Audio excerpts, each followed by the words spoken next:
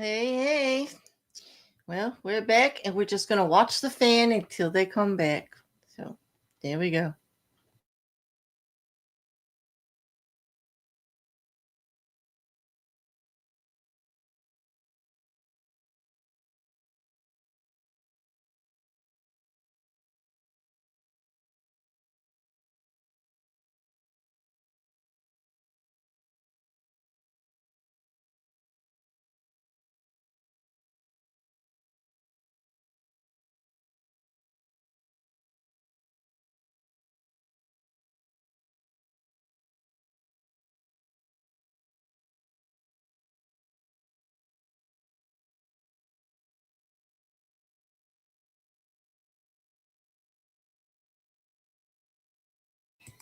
Hello, tomorrow kiddo. You're a fan of the fan, my dear? Man, we saw a lot of fan this morning because, like, we were with the fan more than we were with anybody.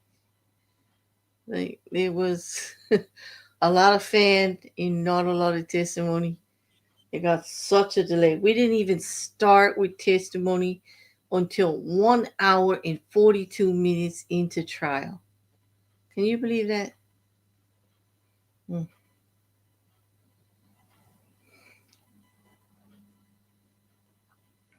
And then we had sidebars, and recesses. It's crazy. We're on what?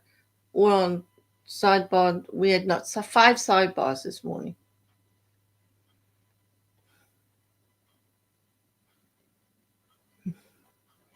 So we're just waiting for him to come. She called a 45-minute lunch. It's already been 15 minutes. They'll probably be an hour. Hey, Maggie. Welcome back. Yeah. Yeah. Because as it is, her 10 minutes was like 20 and 30 minutes every time. But it's been crazy. Yes, desperate times. I would say the defense is reeking of desperation at this point, trying to stop the testimony of Dr. Welcher any way that they can, and it's not happening.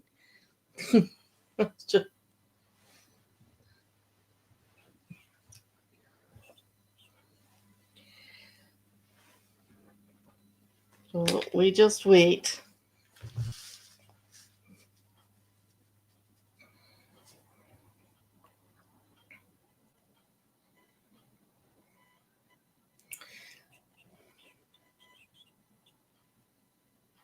I want to definitely make sure we don't miss anything. So if you don't hear me, it's just because I am also taking care of the dog at the same time. So, but I have to stream up because I don't want to miss anything.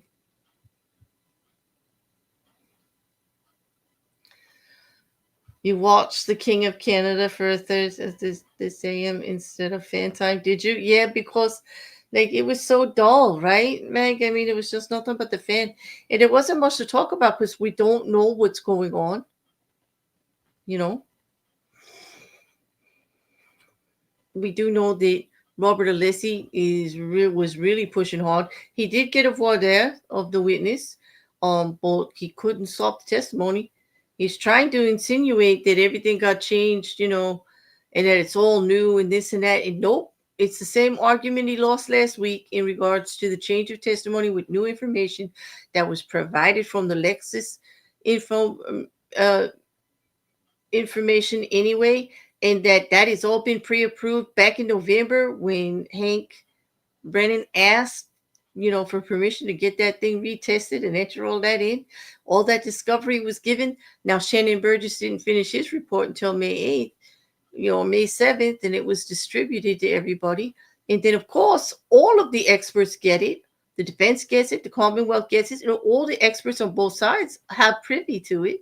So, of course, any witness that has anything to do with the timing, that has had anything timing to do with their slides, with their presentation, with what they're talking about, of course, now that they can prove that the three different devices can be synced up as far as time by finding exactly what the difference is between the phone and the Lexus, because of that 3 point K turn or whatever it is she made. Now they have the exact number of circuits to, a closer range on what to adjust everything to, so everything syncs up. It's just a recalibration. It's not new information. It's not changing anything. It just makes it more clear. It makes it clearer to the jury. It makes it easier to explain to them that everything was there at the same time. John, Karen, the Lexus, the cell phone, and that all of these events that happened were at the same time and registered on each item. It's really not new. However, he did say he deleted a slide, and he did edit the wording on another. And then they tried to do a gotcha because he talked to Hank Brennan. It is not unusual for witnesses before trial to talk to the prosecution and or the defense, depending on who they are a witness for. No, it's not unusual at all. Witness prep is allowed right up to testimony.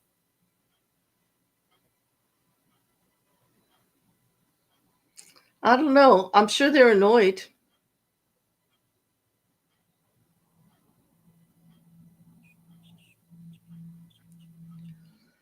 Yes, Maggie. The testimony that Arca wants to give is going to be new too, and I find it quite ironic that Robert Alessi argued for all of that as if the Commonwealth had to accept it, and then he has a hissy fit over a deleted slide.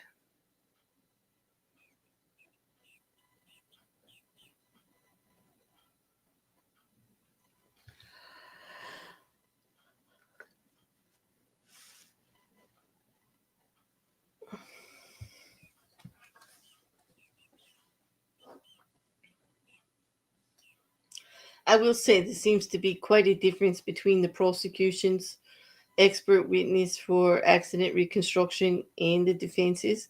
I mean, Arca, everybody liked him. Dr. Wolf, he's like very personable and charming. But when it comes to accepted papers, research, and accreditations, well, it does look like Dr. Welcher definitely out credentials him, especially in peer reviewed papers. Hi, Karen.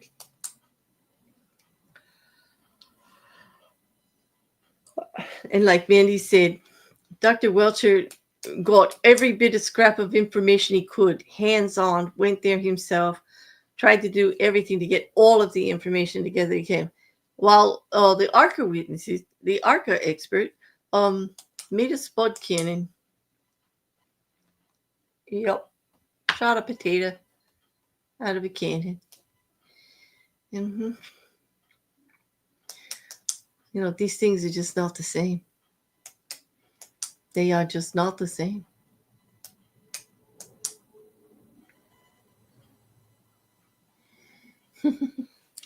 All right, let me take this banner off in case they pop up.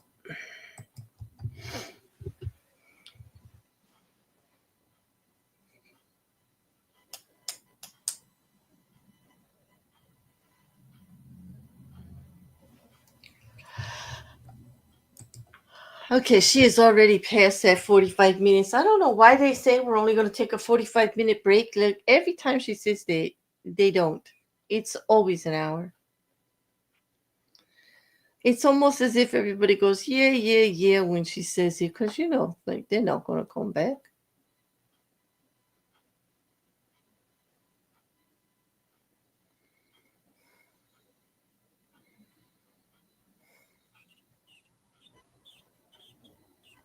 Then you're right, Meg. They haven't been in quite a while. Not on the breaks either.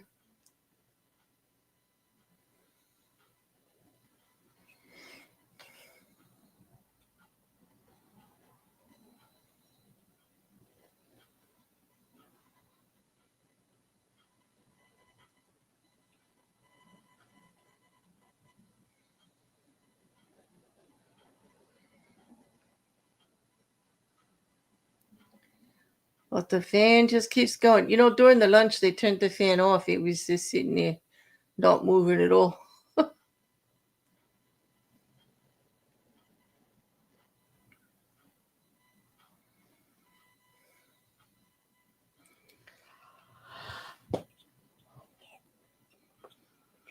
I cannot stop yawning. This is terrible.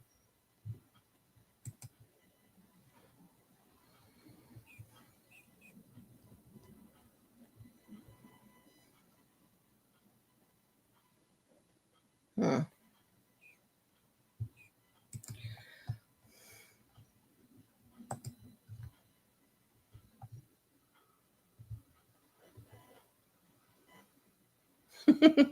Even the law and crime editor, Kathy Russell, is saying the same thing. 45-minute lunch, and it was 55 minutes ago. So, I don't know. It's just like some things are very consistent. Let's just hope they don't come back and do an immediate sidebar.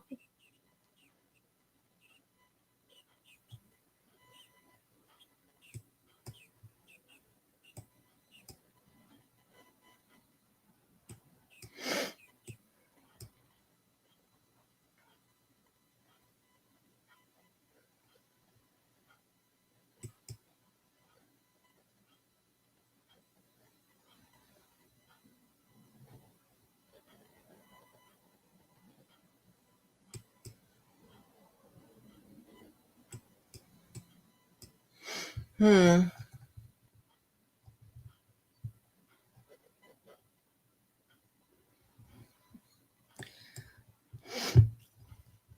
Okay, guys, I'm going to be right back. I'm leaving this up so that we don't miss anything, okay?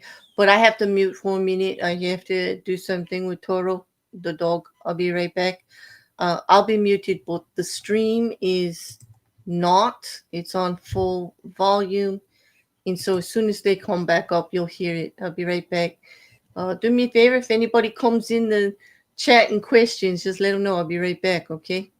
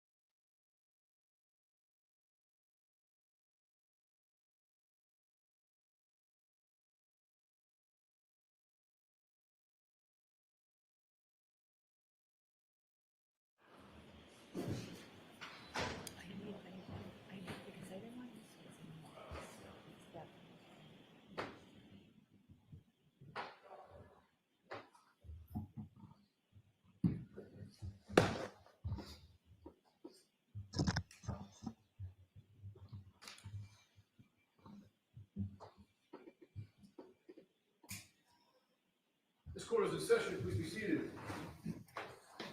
All right, Mr. Brennan. Thank you, Ron.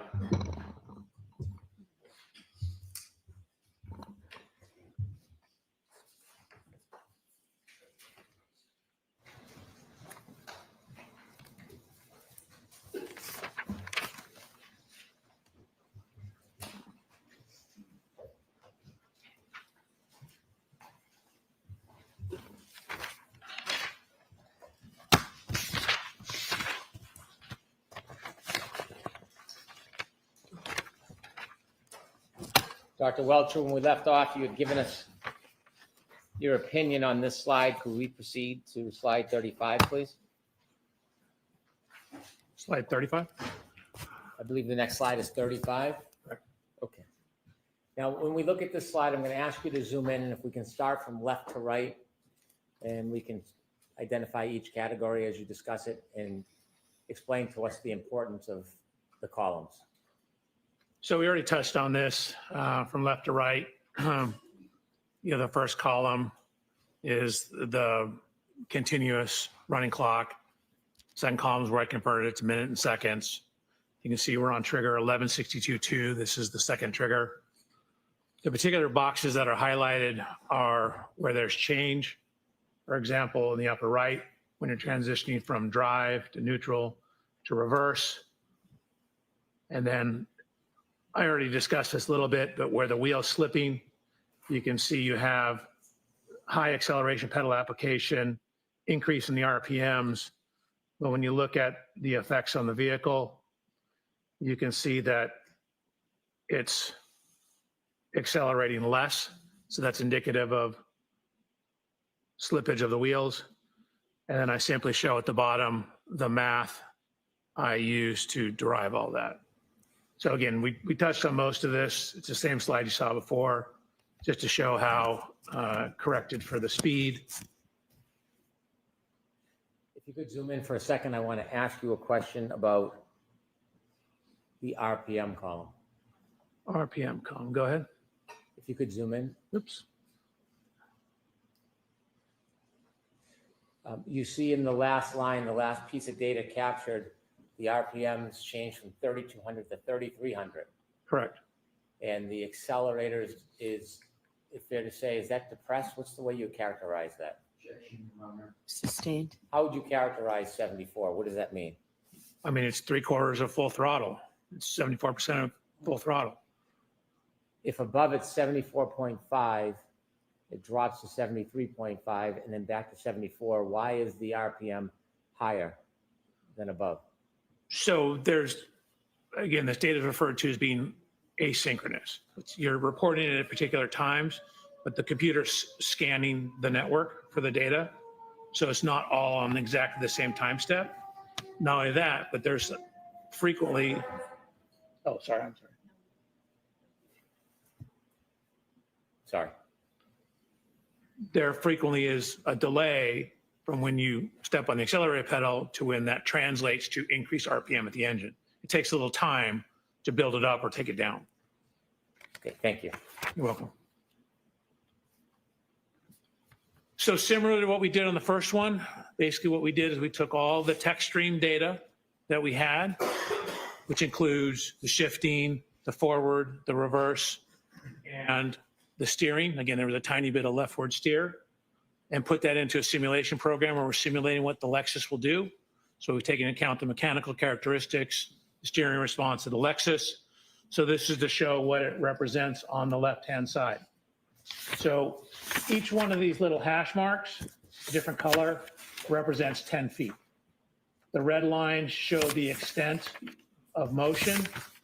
Remember what I said, it initially pulled forward, then backed up, past its initial spot, and then went backwards further distance. So what this shows is where we simulated this in a program called HVE. So that's the vehicle, the Lexus pulling forward. And then it accelerated in reverse, past its initial starting position, and came to rest right there. Doctor, when you say it came to rest there, do you have data that the defendant's Lexus stopped there? No, it did not come to rest. That I misspoke. That's where the text stream data ends. As you can see here, it's still going.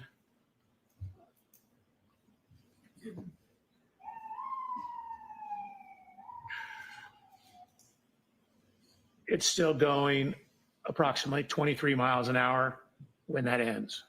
You'll have to zoom in on that so the jury can see what you're referring to. Please. So again, as I mentioned, the text stream's taking a window of data. It doesn't take anything outside the window. You can see that when we account for the wheel slippage, that the vehicle at the time of the last data point, again, is at 74% throttle, 3,300 revolutions per minute, and is going backwards approximately 23.9 miles per hour. And you can see it's traveled a total distance backwards of 53 feet back from where it initially started, or if you consider where it pulled forward 34 feet and then backed up 53 feet, add those two together from the point it pulled all the way forward.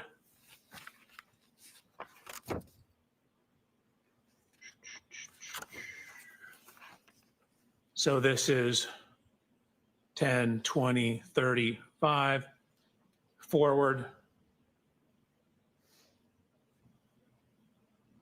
And then I'll go 10, 20, 30, 40, 53 back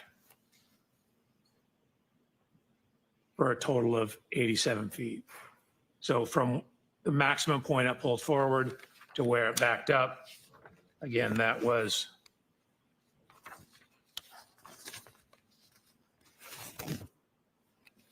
34 feet forward, then a total of 53 back, total travel distance of 87 feet. So went all the way forward where it stopped, it then backed up 87 feet. And when the tech stream data stopped, it's still moving. It's still moving about 23 miles an hour, and you're still at 74% throttle and 3,300 revolutions per minute on the tachometer, RPM gauge. We could turn the light on for a moment. Dr. Welcher, in your analysis of the data and the information you acquired and the evidence that you relied upon, did you come to some conclusions and opinions regarding the defendant's Lexus that evening? I did. As part of that opinion, you mentioned that you considered mileage to map distances as one way of mapping the location of the vehicle. Do you remember that? I do. If you could provide us with slide.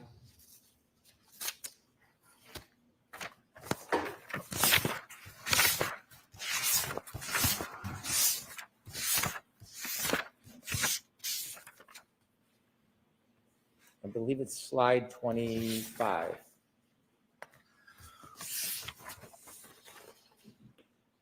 And could you widen the left-hand box a little bit? And you mentioned you measured or you ran information about distances between different routes, Correct. specifically regarding Fairview to Meadows, the first box. Do you see that? I do. There are 3 different mileage numbers. Yes. And then there's streets to the left. Can you explain what's set out in that box? Sure. It's basically 3 different routes you can go: Sherman Street, Pleasant Street, Washington, and Sherman Street. When you considered the shortest route, 2.3 miles on Sherman Street, did you attempt to determine how long it would take to travel 2.3 miles, how fast the car would have to be moving or how slowly it would have to be moving to travel 2.3 miles in 4 minutes and 15 seconds? Yes. And what did you determine? So to go 2.3 miles in 4 minutes and 15 seconds, you would need an average speed of 32.47 miles an hour.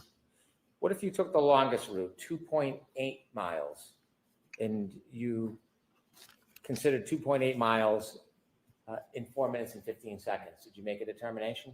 I did. Could you share that with the jury? It's 39.5 miles per hour. Is that what the average speed of the Lexus would need to be to travel that distance in that Correct. time? Okay. Now, turning to your study of these tech stream events, do you have an opinion, to a reasonable degree of engineering certainty, how many triggering events occurred? How many triggering events occurred in that ignition cycle 1162? Objection, Your Honor. I'm going to allow that. In 1162, the tech stream recorded 2 triggering events. And do you have an opinion as to the type of triggering event, the type of movement of the defendant's Lexus in those two triggering events? I do. Regarding the first triggering event, 1162-1, do you have an opinion to a reasonable degree of engineering certainty what type of event the first triggering event was? Objection, Your Honor. I'm going to allow that.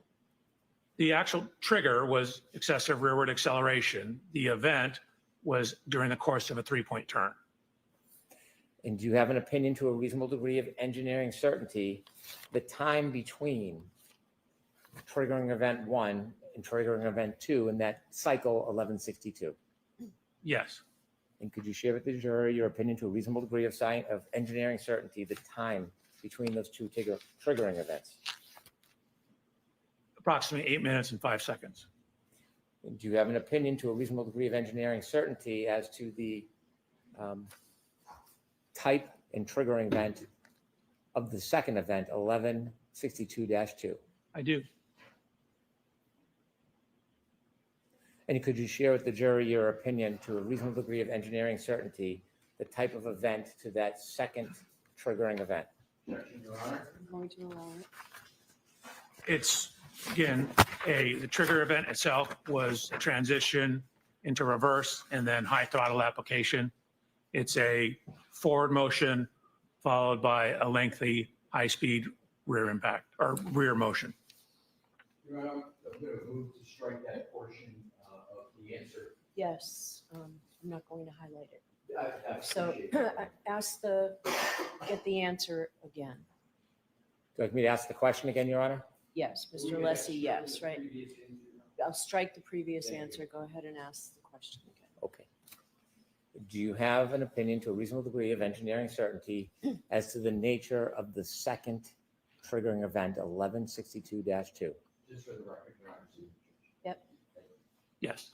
Could you share your opinion with the jury? The triggering event was high throttle opening in a transition to reverse.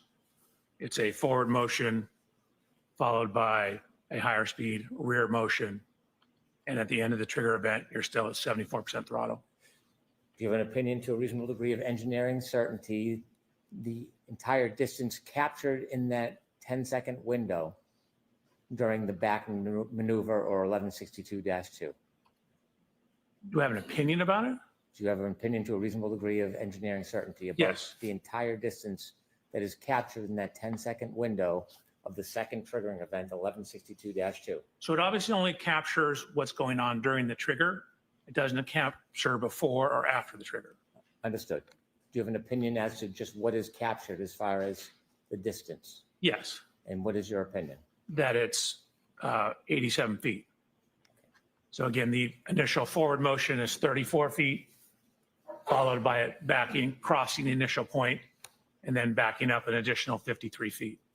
And finally, regarding this part of your analysis, do you have an opinion to a reasonable degree of engineering certainty as to whether the defendant's Lexus was decelerating, accelerating, or remaining the same at the end of that data captured at the triggering event 1162-2?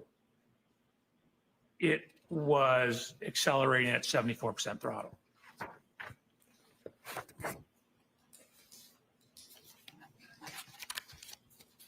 In addition to your analysis of the text stream data, one final question.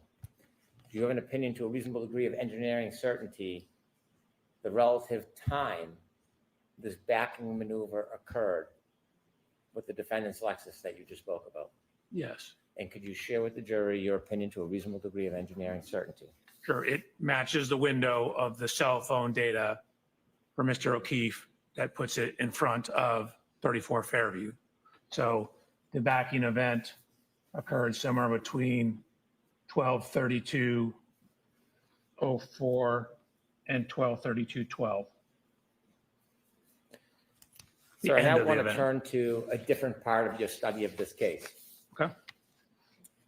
At some point, did you try to determine whether there was an intervening event that could have caused damage to the defendant's right rear taillight separate from a collision at Fairview? I did. Objection, Your Honor. So the form of the question is to Brennan. Okay.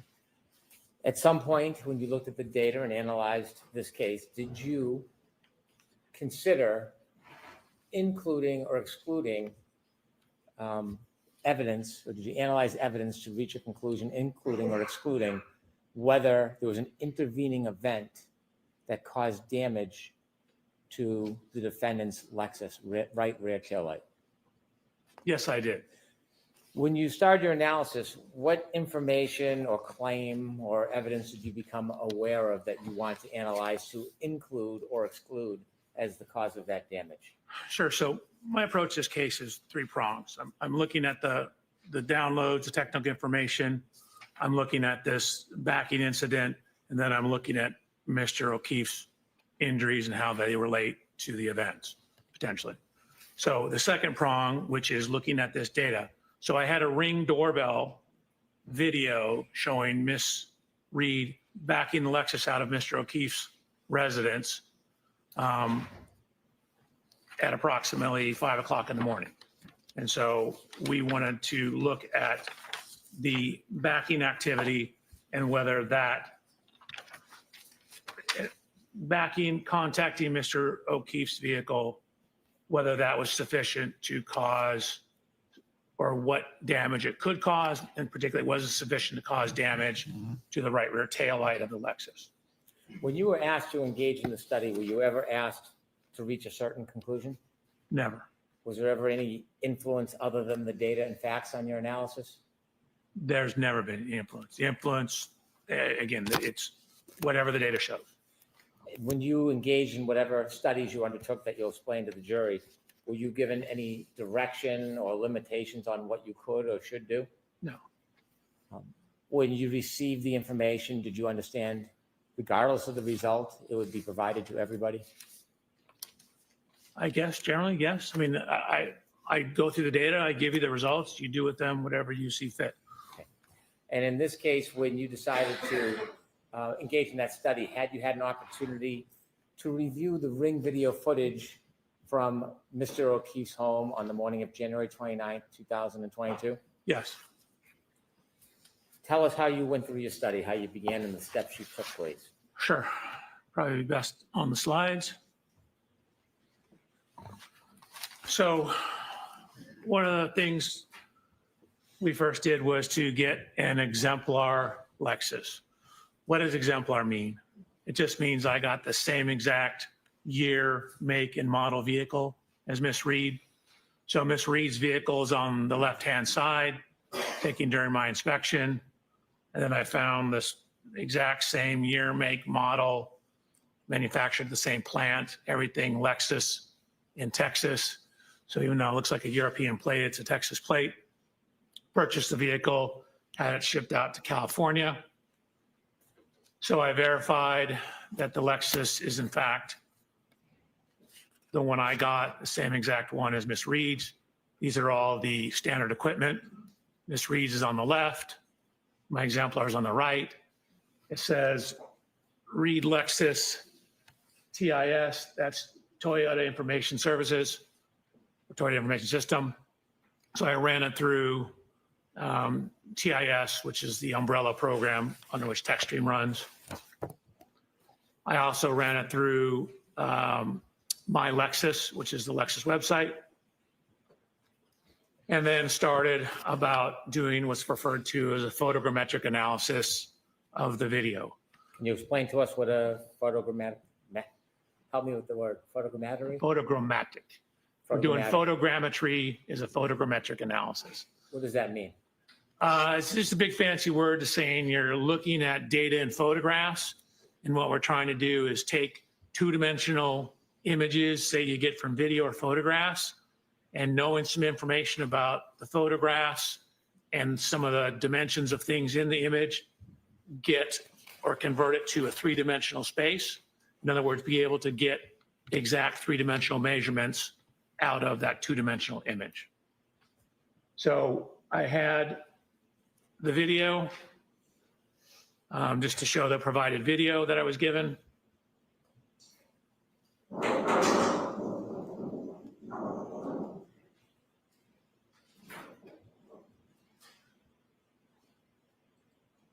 So Mr. O'Keefe's vehicle. I don't know if you noticed, but there actually is contact between the vehicles.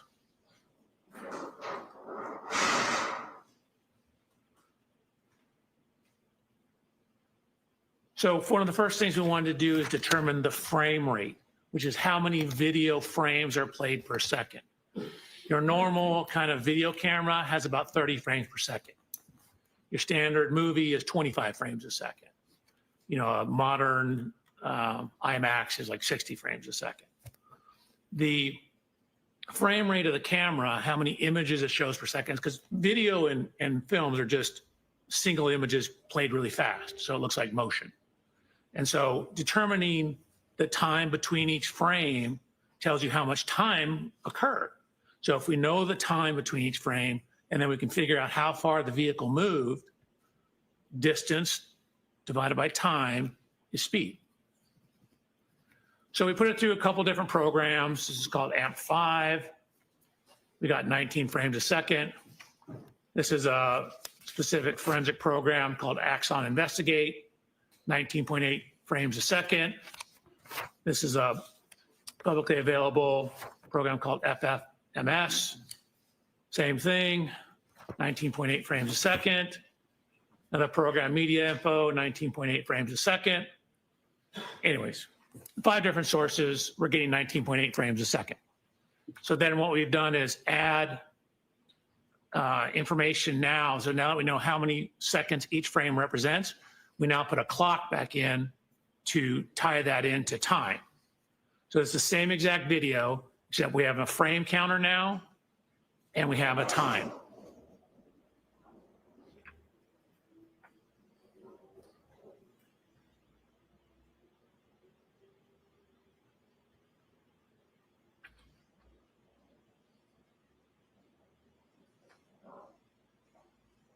So we have some information now on the time between each frame.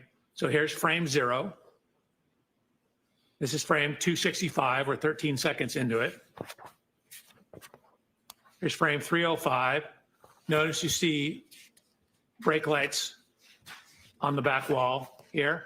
Notice how they're not super red because you still have reverse lights on. Now they all go off.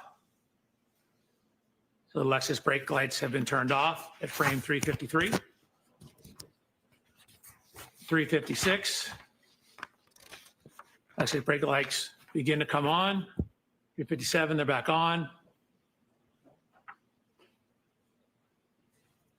Lexus comes to a complete stop at frame 369.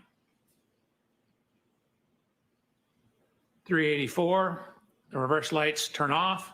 So now look how red this is because we no longer have the white reverse lights in it. And you can see the Lexus starts to drive forward. So frame 825, this is after the Lexus has left the scene. But notice the tracks in the snow.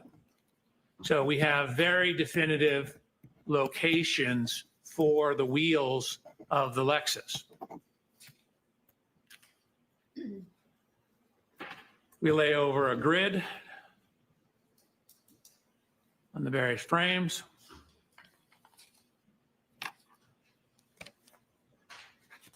So we then took the images and did what's called clarification, which is where you overlay images from multiple versions or multiple views of the same vehicle, and it helps sharpen the image, but it slightly dulls the color. So you get a little cleaner, crisper image. So here's Mr. O'Keefe's vehicle before clarification, after clarification. Excuse me, Your Honor, pardon my interruption. Can you get numbers of the slides as we're toggling back and forth? Sure. Absolutely. Okay, I'll make an effort. So slide 76. You're welcome. Going to slide 77. We're going to focus in on this area here. So what we will actually show is where the snow was displaced in these 2 spots, spots right across from here and right across from here. If you could focus your attention on those. Slide 77. So slide 78.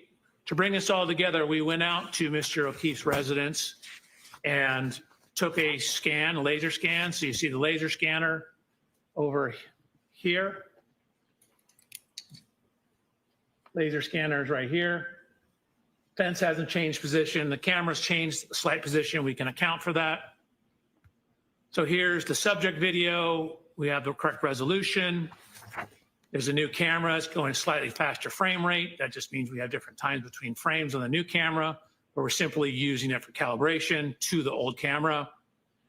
It's the same container for the MP4, and it's using the same video codec. A video codec is how the computer encodes the video. Next slide number. Oh, yes, thank you, Your Honor. Slide 79.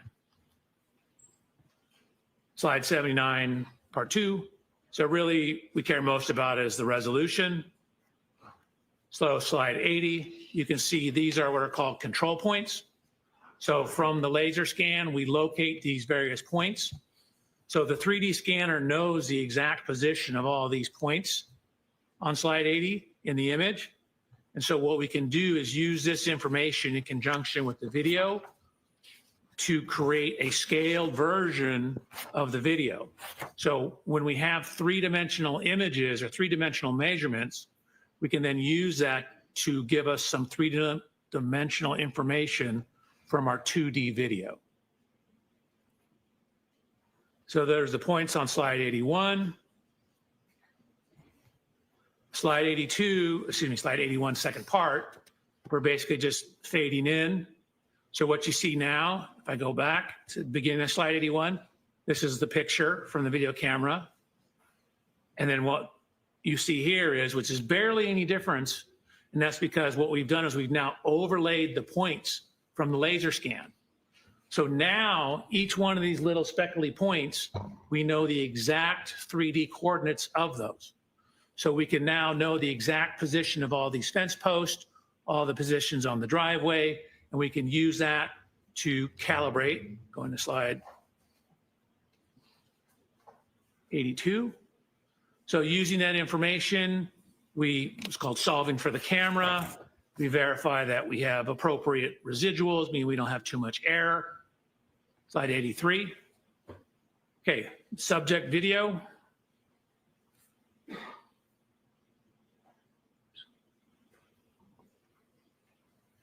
Then this is the subject video with the control points overlaid on it.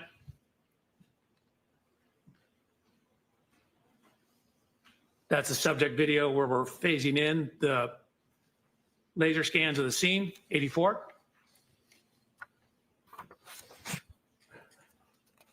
So this is both on slide 84. I'm just toggling between the point cloud and the video.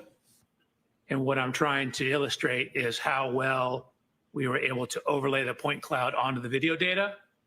So for example, if you say watch one of these fence post points up here while I toggle between the video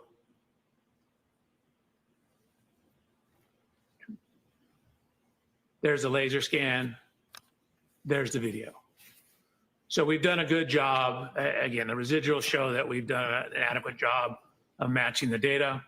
Slide 85.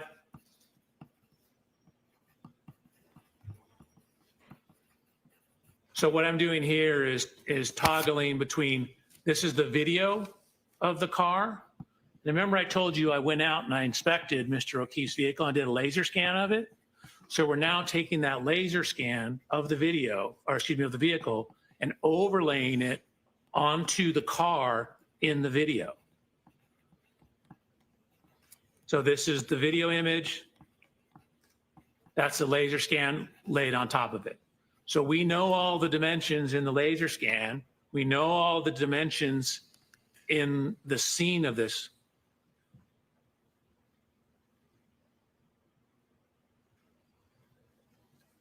We have the tire tracks. We can create and take data points along the tire tracks, create a map of those. So green is the right rear. Again, the vehicle's backing out, slide 87, coming out this direction, backing here, stopping, pulling.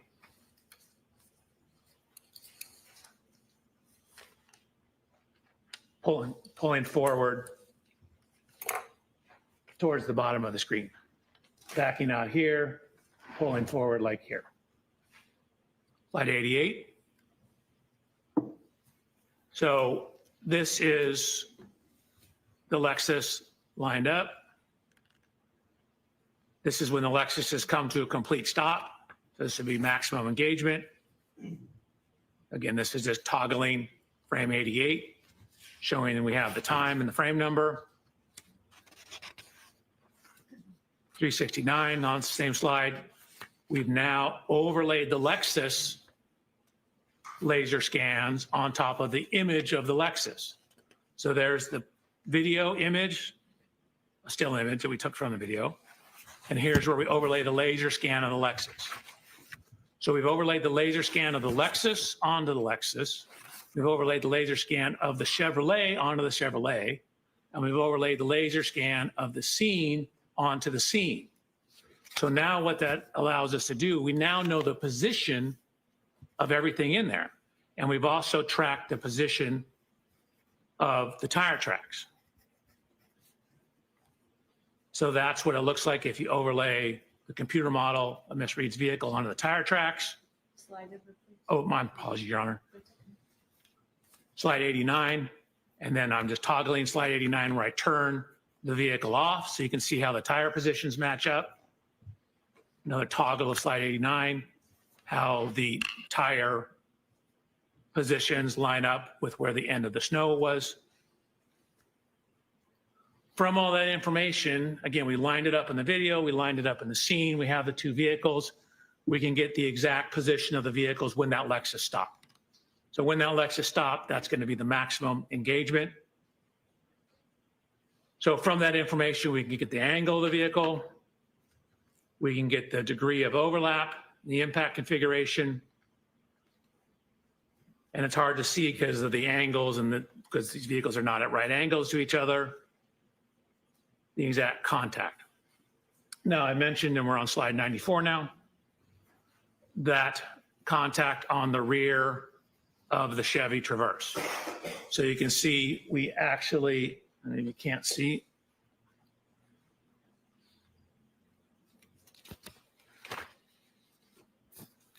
So we took a whole bunch of data points within those two areas where the snow got dislodged. And we're looking at where that is.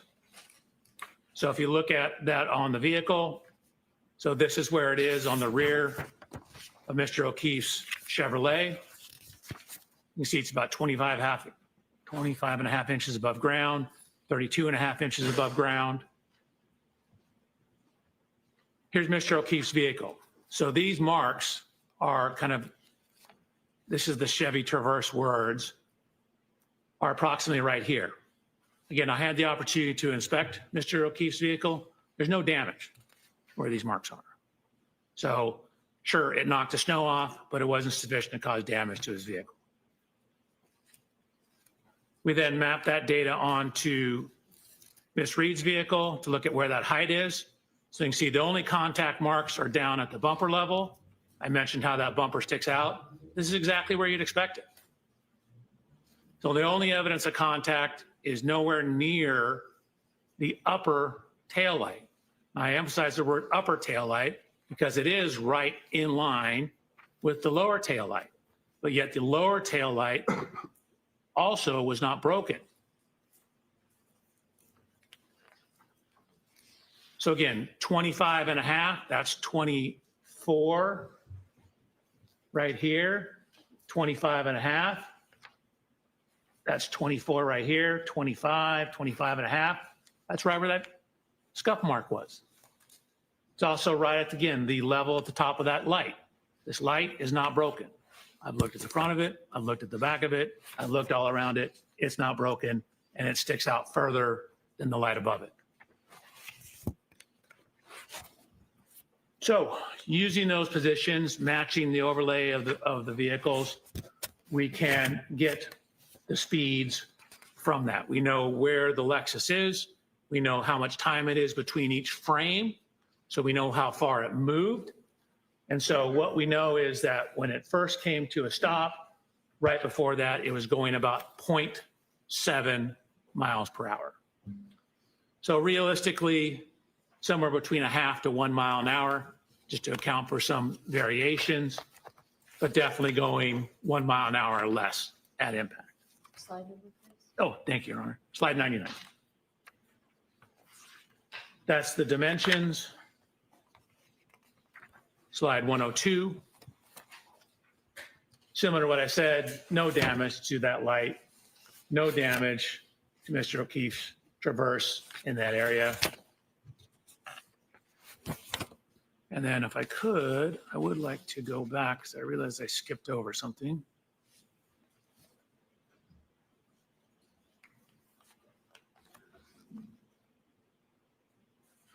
So this is slide 85. So this is Mr. O'Keefe's vehicle before contact.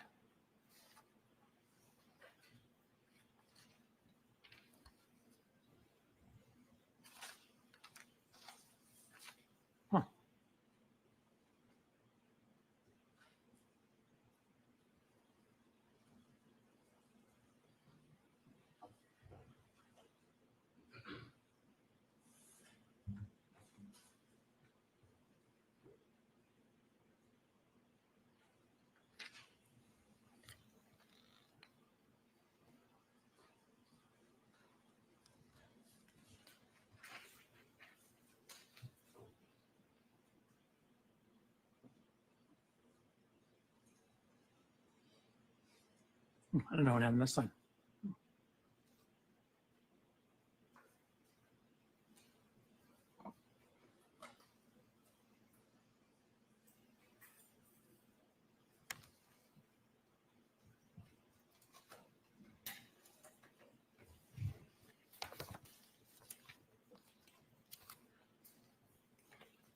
This slide shows that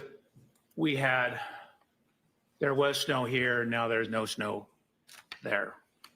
Dr. Welcher, did you look on the driveway after the touching between the two cars to see if you could see anything on the snow at the back of Mr. O'Keefe's vehicle?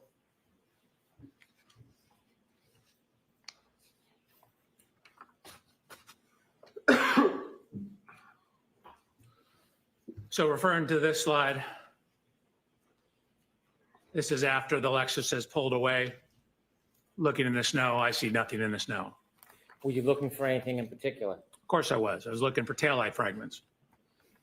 In any of the videos that you have that show Mr. O'Keefe's vehicle after the defendant's Lexus touches it, do you ever see any remnants or shards or fragments of taillight on the ground? I do not.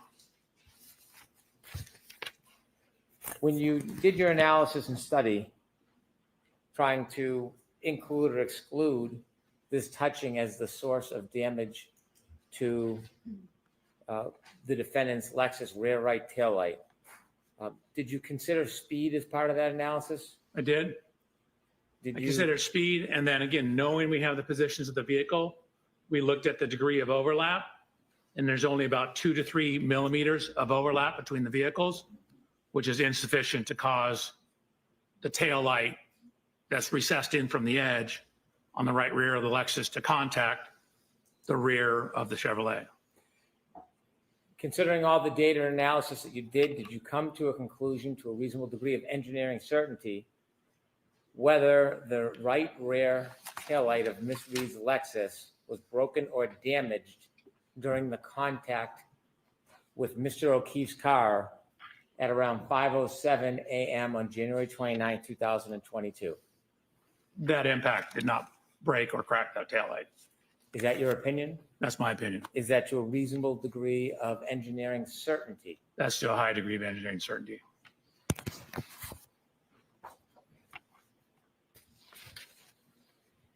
You mentioned there were 3 areas of study, and we've been through 2.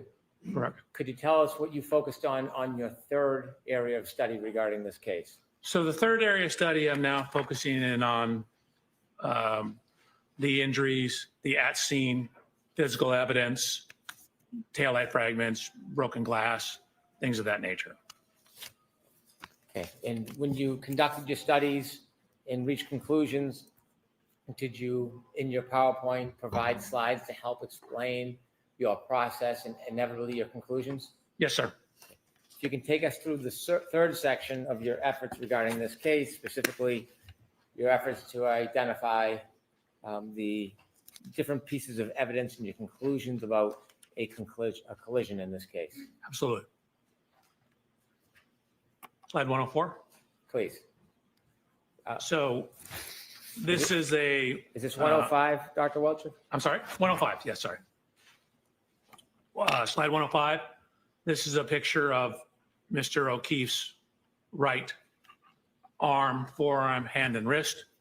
In anatomy, your arm is defined from your shoulder to your elbow, and then from your elbow to your wrist is your forearm, and then this is your hand. So technically, when you say arm, it really means from your elbow to your shoulder. Most people call this whole thing arm.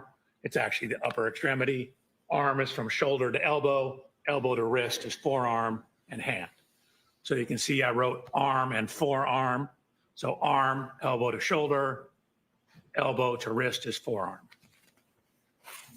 So looking at the injuries to Mr. O'Keefe's arm, forearm, as well as his hand.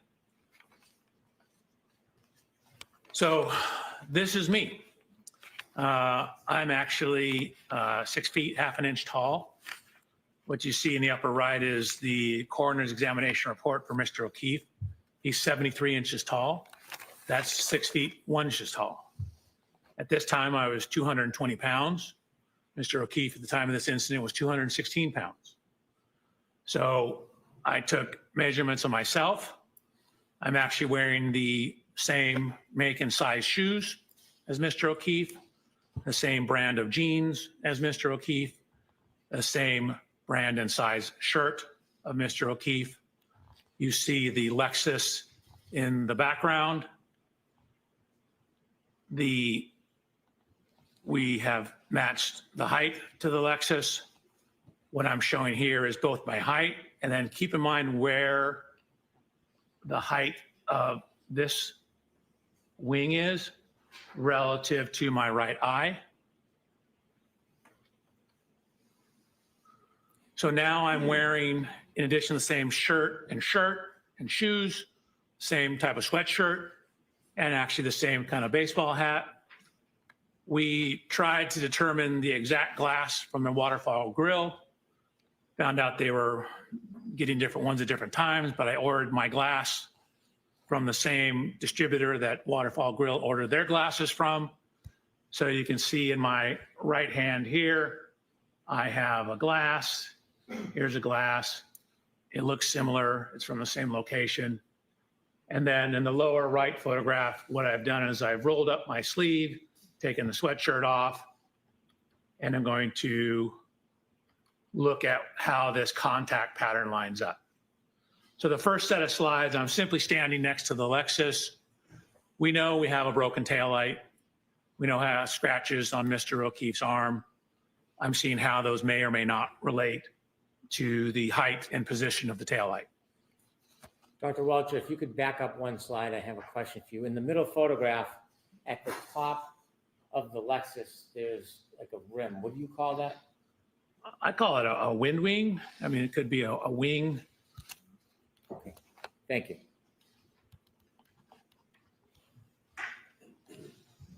Air dam would be another. Okay, so I then set about to do a little bit of testing with the Lexus. The first test you're going to see is me just walking backwards or actually sideways into the Lexus. What I've done is I've painted the Lexus right rear tail light with what's called grease paint, kind of sort of like paint, but it doesn't dry. And then I have backed up sideways, side shuffled into the Lexus with my arm out, see what the damage pattern looks like, or basically where someone of Mr. O'Keefe's height's arm would contact the rear tail light. So then what you see is I've shown the photographs again.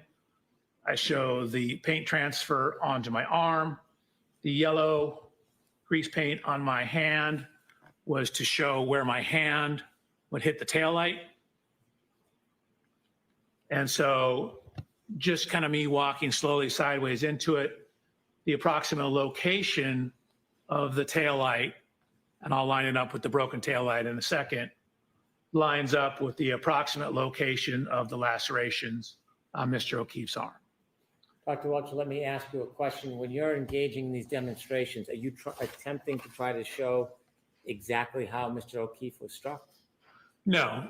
So we don't know exactly how he was struck. And pedestrian impacts are extremely sensitive to exact angles. And so where exactly your foot is, whether your foot's off the ground, can have an effect on where you end up after that. We just don't have enough information in this case to determine all that information. We know the taillight was broken. We know the glass was broken. We know we have damage to the rear of the Lexus. We know we have lacerations in Mr. O'Keefe's arm. So I'm trying to see if there's any correlation between all those. Well, can body posture on a clip or a side swipe collision change the trajectory or the injury? Of course. Can the way somebody moves or reacts before impact change it? Objection, Your Honor. Sustained. What are other things that can change the trajectory of the person and the injuries? So for example, if you get hit and knocked off balance or clipped and knocked off balance, you can take additional steps. That'll affect how far your body travels. If you have one foot on the ground versus the other foot on the ground, affects how the body rotates. If your arm is at 90 degrees or 85 degrees, will affect the kinematics. We attempted to model different possibilities, and we're getting results that were all over the map. Small changes in the pedestrian position give you huge change in the output. And so from the tech stream data, we don't know exactly when in the tech stream data he was hit. So we don't even know the exact impact speed. In most pedestrian reconstructions, you typically have a point where the impact occurred, like where the person was, like in the crosswalk, for example, and they get hit and their tire leaves a rubber scrub. That's called the area of impact or point of impact. You then can look at how far they were thrown and using some laws of physics, calculate how fast the car had to be going. Well, we don't have that in this case. We don't know exactly where Mr. O'Keefe was on the roadway when this happened. Sorry, I'm about to go to the next slide. Oh. Without having an exact point of impact or an exact speed or an exact body position, are you able to specifically replicate the actual collision and the way Mr. O'Keefe's body would move? Exactly replicate? No. And again, in terms of how he would move, again, we don't know where exactly on the roadway he started. So in terms of how he moved, that's a function of where he started. We don't know if when he was clipped, he took an additional step before falling backwards. So that will change how far you are off the roadway. So the impact, which you'll see in a second, even at 2 miles an hour, will induce rotation of the body. So depending on the speed, the higher the speed, the more rotation. So if I may, so slide 111, this is simply showing where I walk sideways, how this lines up with the location of the lacerations on Mr. O'Keefe's arm. Here's the post-contact scuffing on the taillight. Here's a picture of Miss Reed's vehicle on the right-hand side. So now I said, okay, you know, that was me walking into the car. Let's have the car drive into me. I did this at very low speeds. And you'll see, and we'll throw this from 2 different angles. That's me showing I'm doing test 2.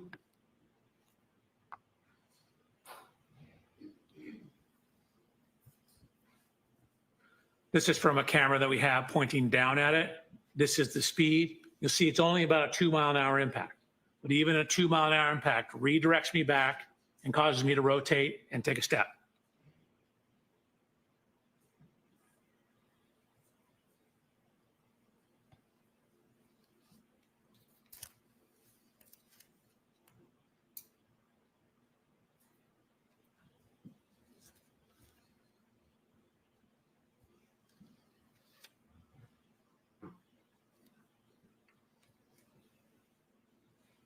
Your Honor, can we approach, please? Yes.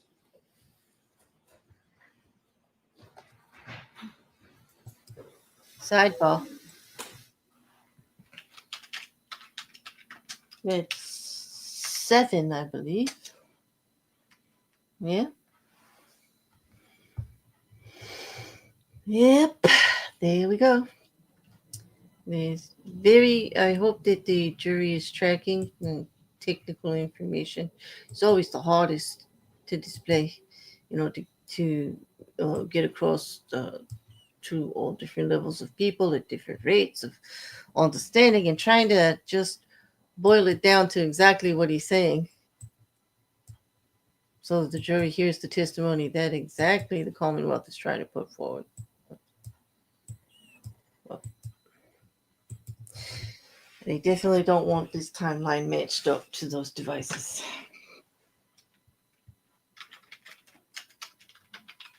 It's been a rough morning. The afternoon is a little more sedate, thankfully. The morning was, well, really sedate, with practically almost all just fan coverage.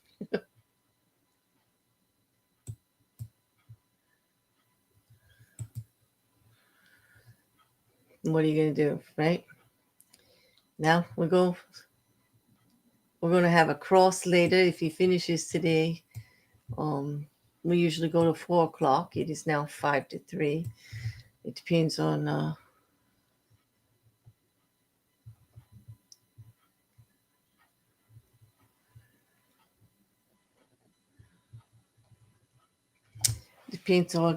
how much he's got left to go and how many more objections and sidebars the defense is going to play. Well, the objections have been a little bit less since the last sidebar. Well,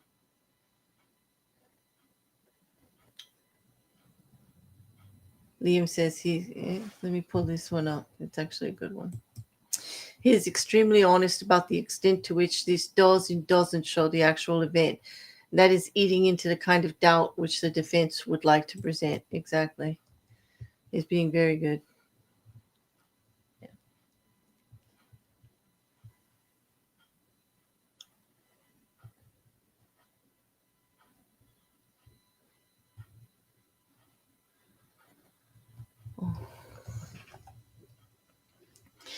We shall see. I keep popping myself on the screen and off the screen because I'm trying to make sure if the presentation is up there, you can see the whole thing.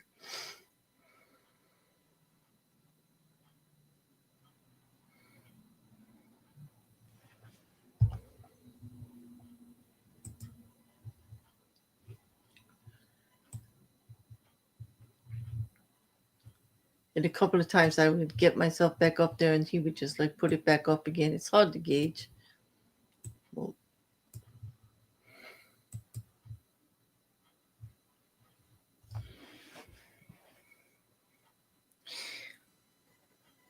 I am curious to see what the cross is going to be like, but I don't think we're going to be done with Dr. Welcher today at all. I do believe tomorrow is going to be more testimony from Dr. Welcher, either on the Commonwealth side or crossed by the defense. I believe Robert Alessi is going to be crossing since he did most of the objections in the sidebars earlier this morning.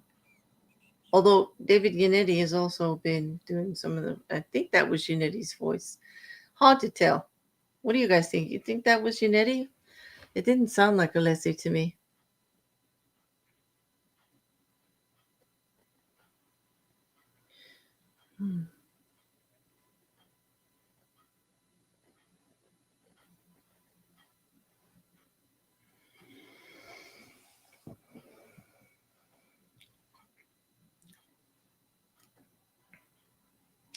They took out the time I don't understand the question, Baggy.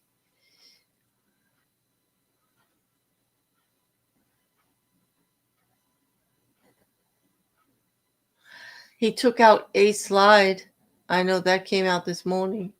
He did remove a slide, changed his presentation for today's testimony. He took out a slide and he said he removed a few words from one of the others. He changed a few words. He moved the words.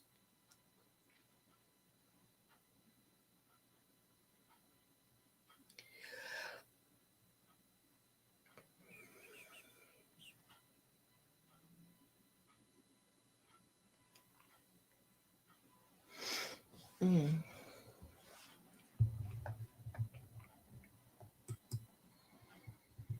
The one thing that did come out is in regards to Karen Reed being able to drive from the home, 34 Fairfield, back to One Meadow, which is John O'Keefe's residence. That how fast would she have to be driving? And 32 miles is well within reasonable. To be there within, as much time. 4 minutes it was, which is well within the scope. There's been a lot of chatter on the socials about it being impossible, that it takes 7 or 8 minutes. I don't know how they're getting there. He did best route and longest route and still was there in less than 5, like 4 something, 4 minutes, some odd seconds.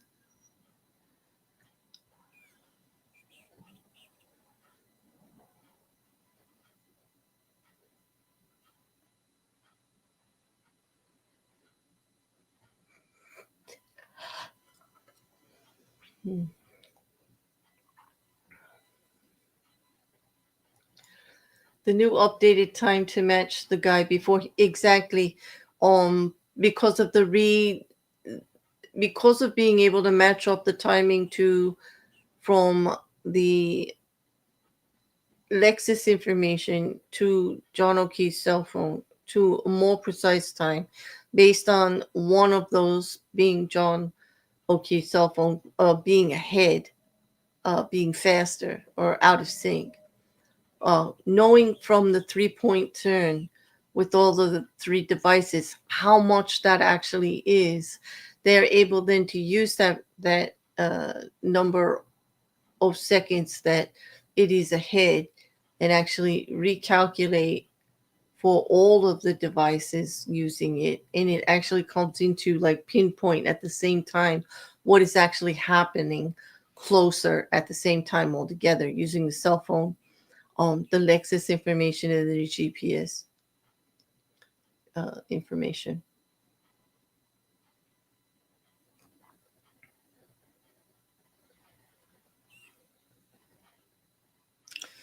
Oh,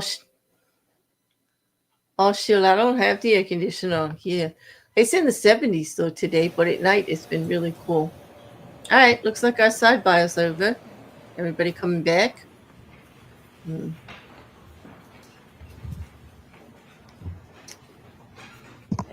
And what slide is this? I think I just can't see it. What slide is this? 114. Thank you. You're welcome. One moment, Dr. Welcher.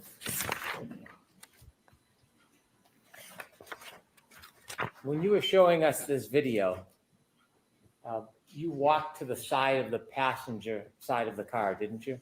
I did. And why did you do that? Pull myself. I was discussing with them what to do, You were discussing with who what to do. the driver. But in no way were you trying to imitate or give a demonstration of what you believed Mr. O'Keefe's movements to be. Oh, no. This speed's just 2 miles an hour. I was having a discussion with the driver about what we needed to do to conduct the test. So when you walked up to the passenger side, it wasn't to replicate a study or a movement or give an opinion. No, that walking simply- had nothing to do with this case except for me instructing the driver what to do. Thank you for that clarification. Sorry about that. No apology necessary. Could you go back to the beginning when you were explaining this so we can go through it? So this is the dynamic test 2.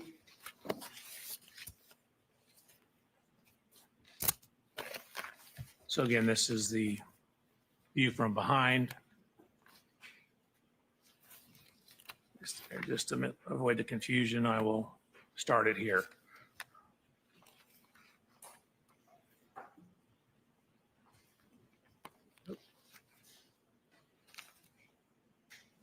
Which speed is the car traveling? You can see it.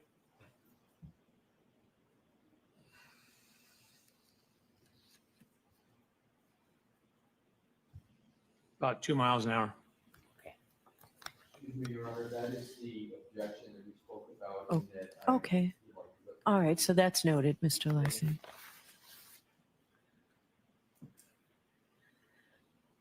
So similar to the other test, this is the post-contact image of the transfers onto my arm. Actually, the yellow paint, you can see from my hand is here. This is from the arm and forearm. Here's the paint transfer pattern. And that slide number, I'm Dr. sorry, Welcher? I'm terrible with that. That's Slide okay. 116 now, that was 115. Thank you. Slide 116. What I've done is I've taken these yellow lines to show the extension of the components on the rear of the exemplar Lexus. Then I've done this extension of those same components on the rear of Miss Reed's Lexus and shown how the approximate location of the fractures in the taillight match up with the approximate location of the contact of the arm onto the taillight. Dr. Welcher, do you have any indication of how Mr. O'Keefe's arm was bent, what angle it was bent at? Not exactly, but for these to be taillight shard fragments, they would need to be in the area of the taillight, but it could be further up. We know from the police photographs that there was a damage to the rear body panel in the area I'm searching here. So it's possible his arm was a little higher up and the glass hit the rear of the Lexus and caused that damage. In the bottom right, Excuse me, Your Honor, objection and speculation. I will strike that last part about the glass. Thank you, Your Honor. the purpose of the circle is for what, Dr. Welcher? To show, in this case, primarily the location of the lacerations up on the arm, the upper part of the arm, and that they match up with the locations of at least the one remaining shard in the rear taillight of Miss Reed's Lexus. Looking at the picture of the Lexus, bottom right middle, are there any marks on the Lexus itself that you took note of? Yes, it's on the next slide. Thank you. Actually, it's 2 slides. So there, again, this is the evidence marker. There was a horizontal scuff. We know Mr. O'Keefe had blue jean type pants on. There's a scuff in the area that would approximately correspond to hip level for Mr. O'Keefe. And next slide, please. Yes, ma'am, 118. Thank you. Did you describe what you saw on the bottom right-hand corner photo as well? I believe, yes, I did. That's the scuff that lines up with the approximate height of Mr. O'Keefe's right hip. So then I included previous image that you've seen, slide 119, with the reconstructed photograph of the rear taillight, showing where some of the fragments are. You can see where those fragments are relative to the curvature of the taillight. They'd be in the area somewhat centered within the region of the 2 yellow lines on slide 119. Is there anything about the photograph in the top right-hand corner that's important? If so, could you zoom in and show us? So again, it's showing that this is when it's, I believe, in the Sally Port at the police station, showing that scuff on the right rear body panel.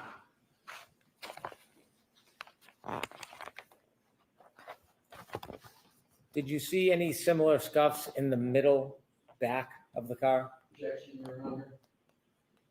Sustained. did you see anything notable as far as damage to the middle back of this Lexus? The middle, Yes, like back where the doors are, with the middle of the back of the car, did you see any similar damage to the middle? or there the were left? scuff marks that ran along the bumper. Okay, continue, please. So this is just showing his jacket he was wearing, that the puncture marks coincide to the marks on his arm. This is from the autopsy report. A couple things it notes: a 0.5 centimeter abrasion on his right lateral knee. He's got a laceration on his right eyelid. That corresponds to the height of that thin rear wind wing on the back of the Lexus. No, I'm going to object. Sustain. Thank you. How tall was Mr. O'Keefe? 73 inches tall, 6'1". And how high was that wing from the ground on the back of the Lexus? It was about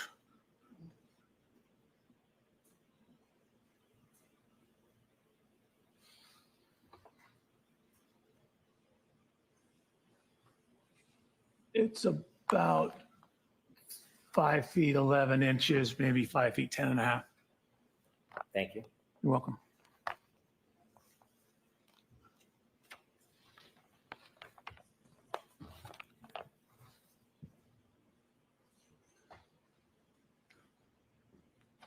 Did you notice anything about Mr. O'Keefe's right knee? I noticed there was a 0.5 centimeter abrasion on the right lateral knee. Did you note how high from his foot that bruise was on his knee? We don't know the exact length of his knee. The abrasion appears to be right here at knee level. If you go back and look at where my knee is, that would be at the approximate level of the bumper. Could you focus in on the bumper to show it relative to the height of your knee? Sure. Oops.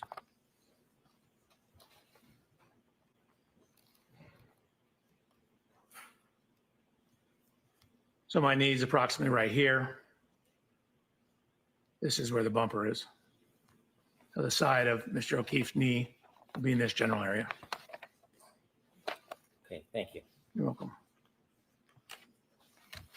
Sir, do you have an opinion to a reasonable degree of engineering certainty about the lacerations on Mr. O'Keefe's right arm and forearm regarding its orientation relative to the broken taillight on the defendant's Lexus? Yes. Your Honor, may I read my report, my opinion? Okay. The location and orientation of the laceration on John O'Keefe's right forearm and arm are consistent with the geometry and orientation of the right taillight of the Reed 2021 Lexus LX 570. After considering these three different subjects that we discussed, the tech stream data, analyzing the touching between the defendant's Lexus and Mr. O'Keefe's car, and then your demonstrations regarding the injury to Mr. O'Keefe's right arm, did you consider further evidence in reaching any conclusions as an accident reconstructionist and a biomechanical engineer? Yes, I did. Could you turn us to slide 124, please?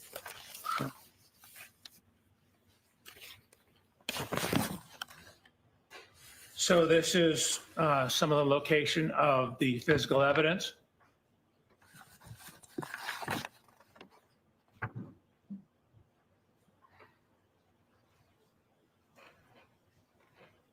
Red plastic, clear plastic.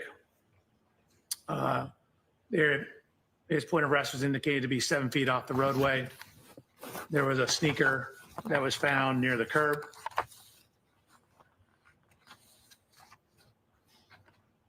There were various fragments of taillight found in the snow on the morning of the incident, as to the afternoon of the incident. Could you zoom in on those photos so that we can see the dates? The date? Yes. Oh, sure. January 29th at 5:46 p.m. This one's at 5:52. One's at 5:50, 5:59.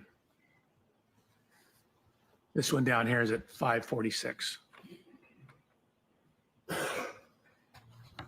So there were various fragments of the taillight that were ultimately pieced back together and determined to be from Miss Reed's right rear taillight. Additional evidence was found. This is taken on the afternoon of the accident, again, around 5:50 p.m. Could you zoom in, please, for us? Sure. So what you see here is was later identified as Mr. O'Keefe's right shoe. And this slide number, Dr. Welcher? Yes, ma'am. 127. Could you show us the time and date, please? January 29th at 5:50 p.m. So a series of photographs. Again, you can see on the right-hand photograph that this is the roadway. This is the curb. The grass will be up towards the top of the right image on slide 127. The shoe is found, up against, in the roadway, up against the edge of the curb. Baseball hat. Again, acquired a same baseball hat. Baseball hat was also found in the snow. You can see.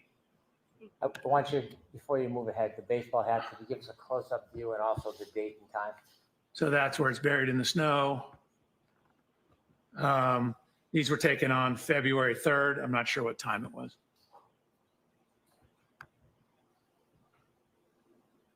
There was also red liquid identified, I believe they indicated to be blood, in the snow as well. And could you give us, So I'm going to sustain that objection and strike the last part of I it. So we understand. don't need to come to sci-fi, right? Just describe the color of what you saw rather than what it was. There was red coloration in the snow. And could you give us that date if it's different than February 3rd? I thought that was February 3rd as well. Is there a date on the photograph to the left?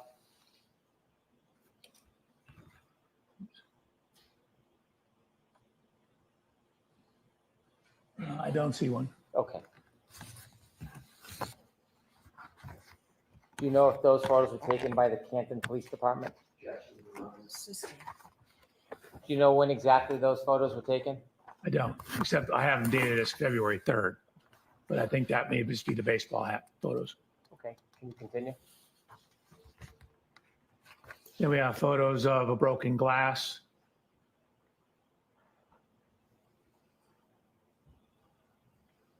Surrounded by red marks in the snow.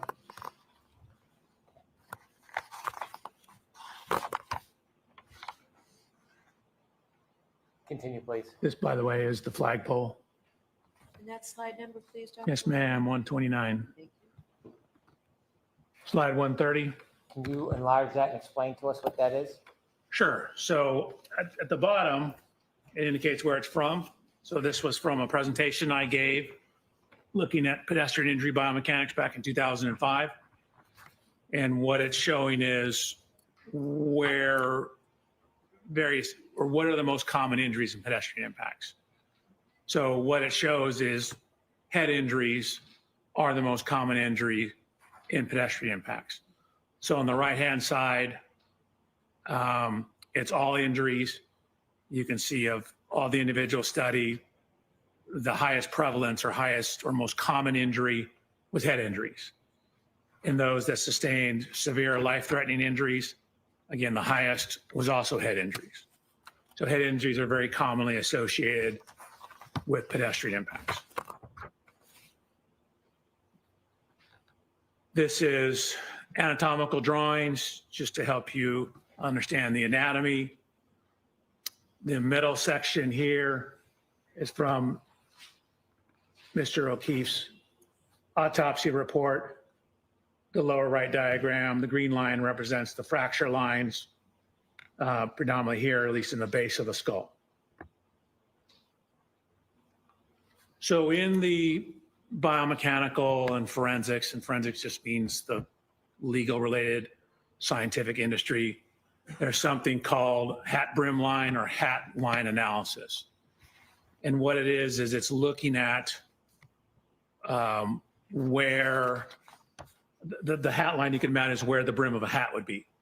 And what it is, it's literature that's looking at where head injuries from falls commonly occur. Your Honor, I move to strike that. I'll strike, I'm going to strike. I'm You going to have it strike, removed from the screen. Yes. yes. Thank you, Your Honor. So that was slide 131.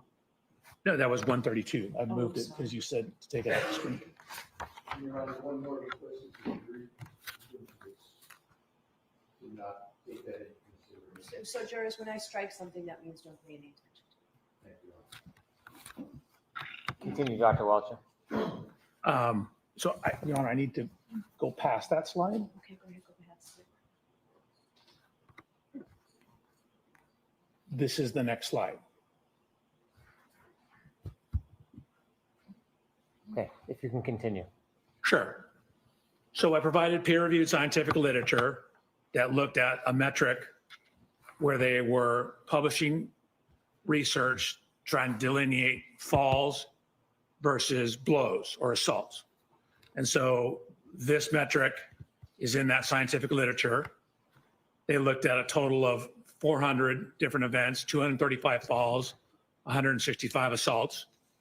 And so you can see where it says mandible. So mandible is your lower jaw. Can you enlarge that a little bit, please?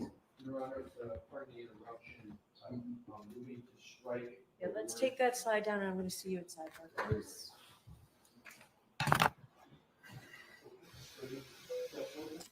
Hey, sidebar number 7. They just do not want this full testimony coming in. Anything. I know, maybe you saw, like, I know you were behind, so I didn't say anything, but then that was quite the visual with the paint, is it not?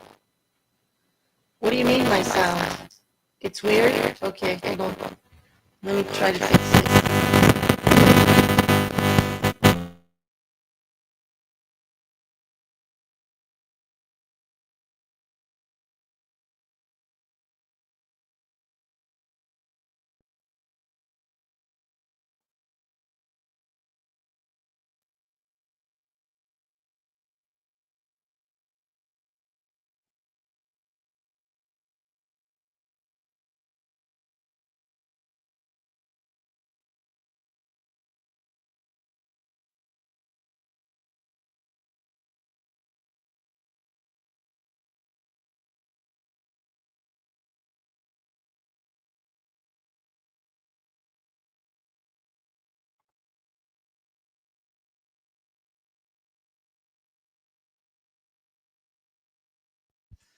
Okay, so now how is it?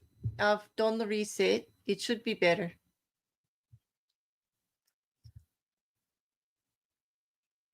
Sometimes the crackle builds up the static in the for some reason. Is it better, Liam? Thank you, and thank you everybody that said so right away, because we don't want that going on. Absolutely. Well, sidebar again. It's so frustrating that they don't want all this testimony coming in full. I can understand they don't want anything medical. This is an engineer. This is accident reconstruction. So when he gets to the point where he starts talking about the brain, this guy's detailed. Like, he wants to give everybody as much information as possible. And he's pulling it right from other testimony in the case, but because he's not an expert in that field, of course, rightly so, I think the defense is going to object where they can. It does make it disruptive for the jury, though, to hear the testimony. I think they've had 3 or 4 statements already stricken from his testimony. But yeah, Mandy, that video, that demonstration with the paint on how the injury to the arm could have happened, kind of really gives you the visual on what could have taken place.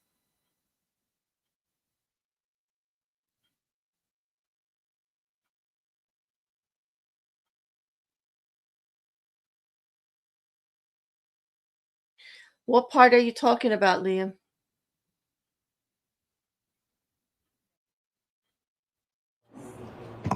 Mr. Alessi, Mr. Brennan is going to do this in open court. Just talk to Dr. Welcher for a minute, okay? Is there any objection? I have no objection. Are we, on the transcript or not? Yes. Right.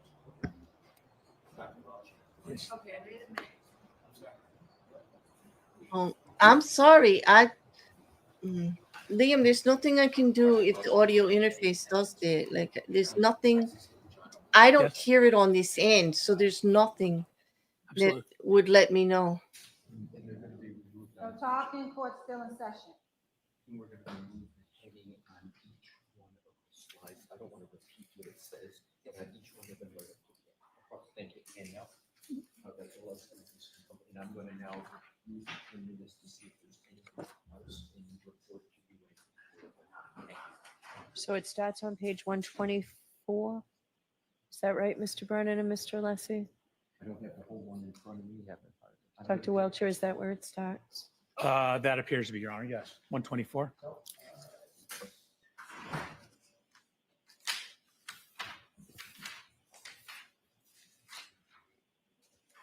It's starting out 123. I have to start.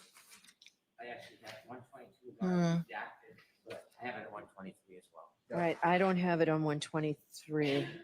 123 was a blank slide. May I approach, Your Honor? Yes. I have 123 as a blank slide. Okay. So So from 124. Triple M, you do not have that. But for 123. Thank you. Yep.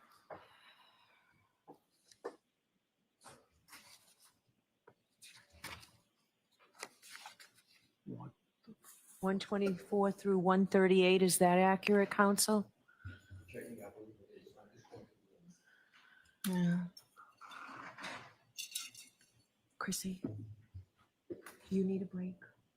Do you need 5 minutes? Yes, Your Honor. Okay. So Now if they're you going could to do take 5 or that 10 for minutes. us, Absolutely, Your Honor. Dr. Welcher, I'm doing it right now. we can bring the jurors back. Your Honor, if we could just, now I just want to look at the rest. Okay, 2 minutes, and then Sure. Your Honor asks us to do that. sure.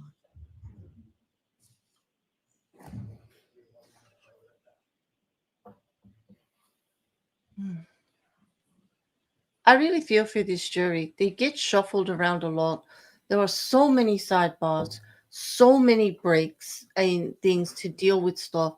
Evidence mislead, like just nonsense between the attorneys that should have been done ahead of time.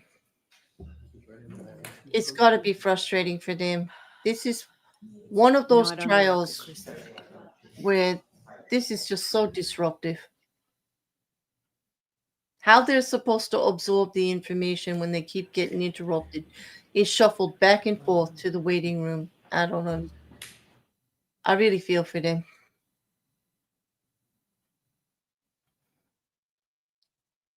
This is not like other trials where the jury gets a lot more consideration.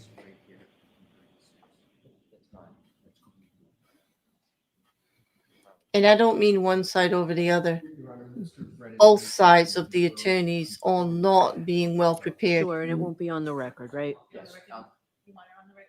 Do we need it on the record? No, thank you. Okay. Yes, sir. Please turn to slide 1. I mean, they're actually going over the slides of a presentation that they've had for weeks that they could have brought up with the Commonwealth.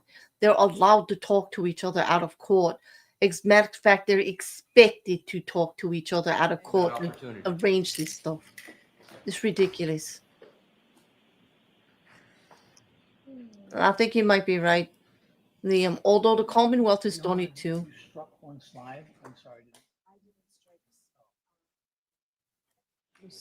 We struck it subject to going back once the heading's gone, right? Correct, there may be, depending upon what's in the video, there may be more, that's why. we're Right, saying, but the everything ones, all right, so Oh my. we So I can go back and show them. yes, I don't want to offend the court. okay.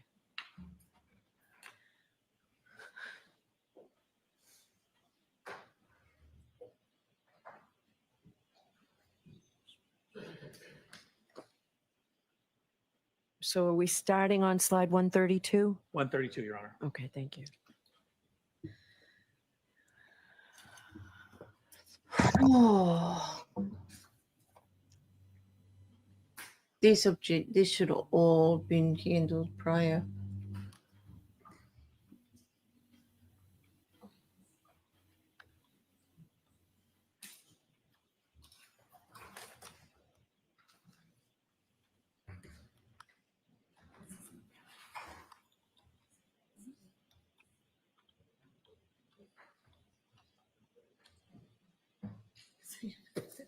I'm trying to get a look at Hank Brennan's socks today. And he's got his hand over his ankle. I can't tell. He wears fabulous socks.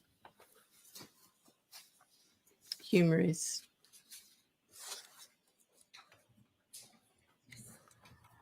Yeah, I could tolerate some normal adjustments on the fly, but this is extraordinary and it just keeps getting worse, Liam.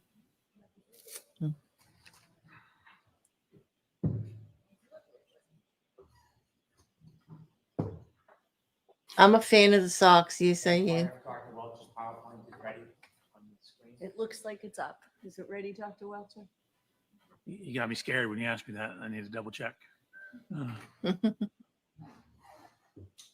Yes, I believe I redacted everything and we are on slide 132. Thank you. And by the way, It appears that way to me, Mr. Alessi. the battery died on this. Okay, thank you. Whoever in charge of. I mean, I brought my own, fortunately, but actually, I can't find my. Oh, Ms. Gilman has one.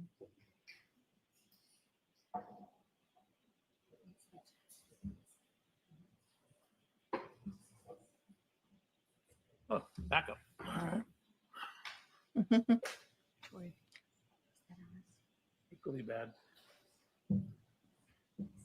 These laser pointers do not work on those monitors. Yeah, we've had that.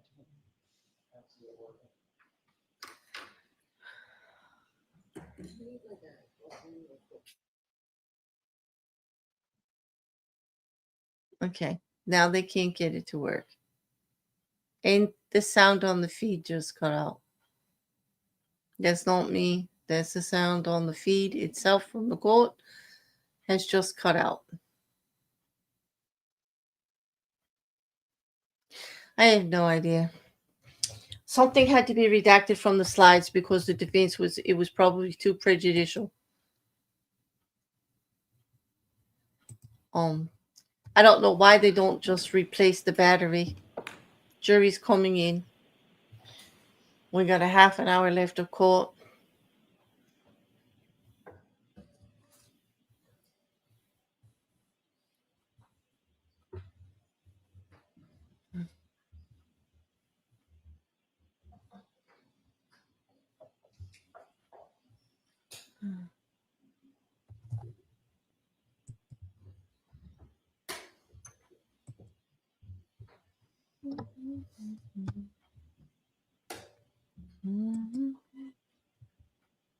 Please be seated. Court is in session.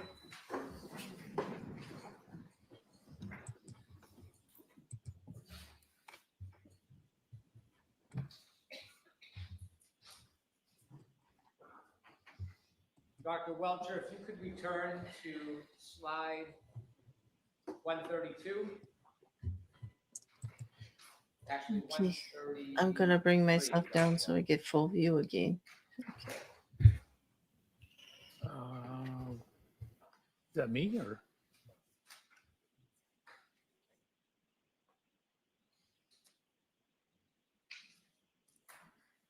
$132 or $133? 133, please.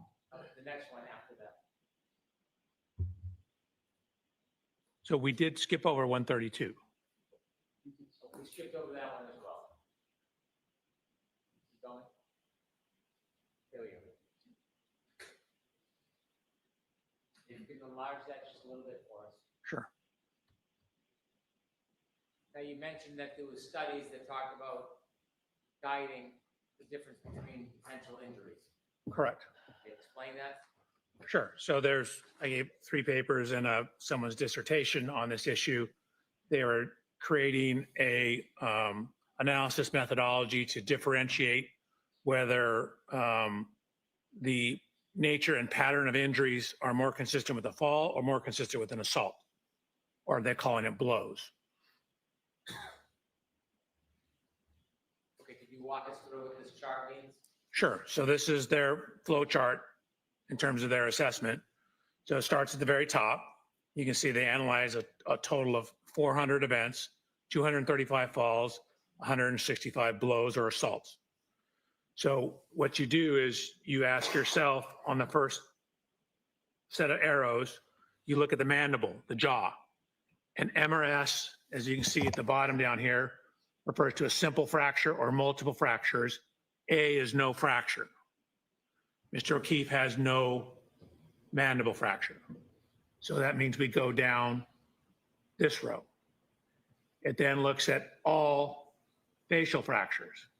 So these are the bones that constitute the face. So if you have a facial fracture, you go to your left. If you have no facial fracture, you go to the right. So if you have some event, no mandible fracture, no facial fracture, what they've indicated that is predominantly associated with falls and not assaults. Thank you.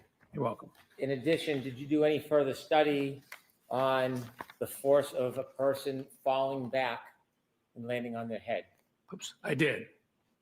Could you So what I did was I did what are called drop test. I took an anthropomorphic test device, ATD, was just a fancy name for a crash test dummy, and dropped it backwards onto a hard surface to look at what happens if you were to, say, fall backwards and hit your head onto a hard surface. So on this particular photograph of Mr. O'Keefe in the upper left, there's noted to be abrasions above the fracture line in the area. You can't see that at all. You can see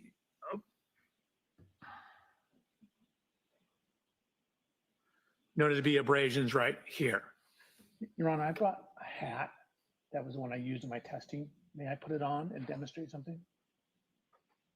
Mr. Alessi, If you would like a sidebar, or I can.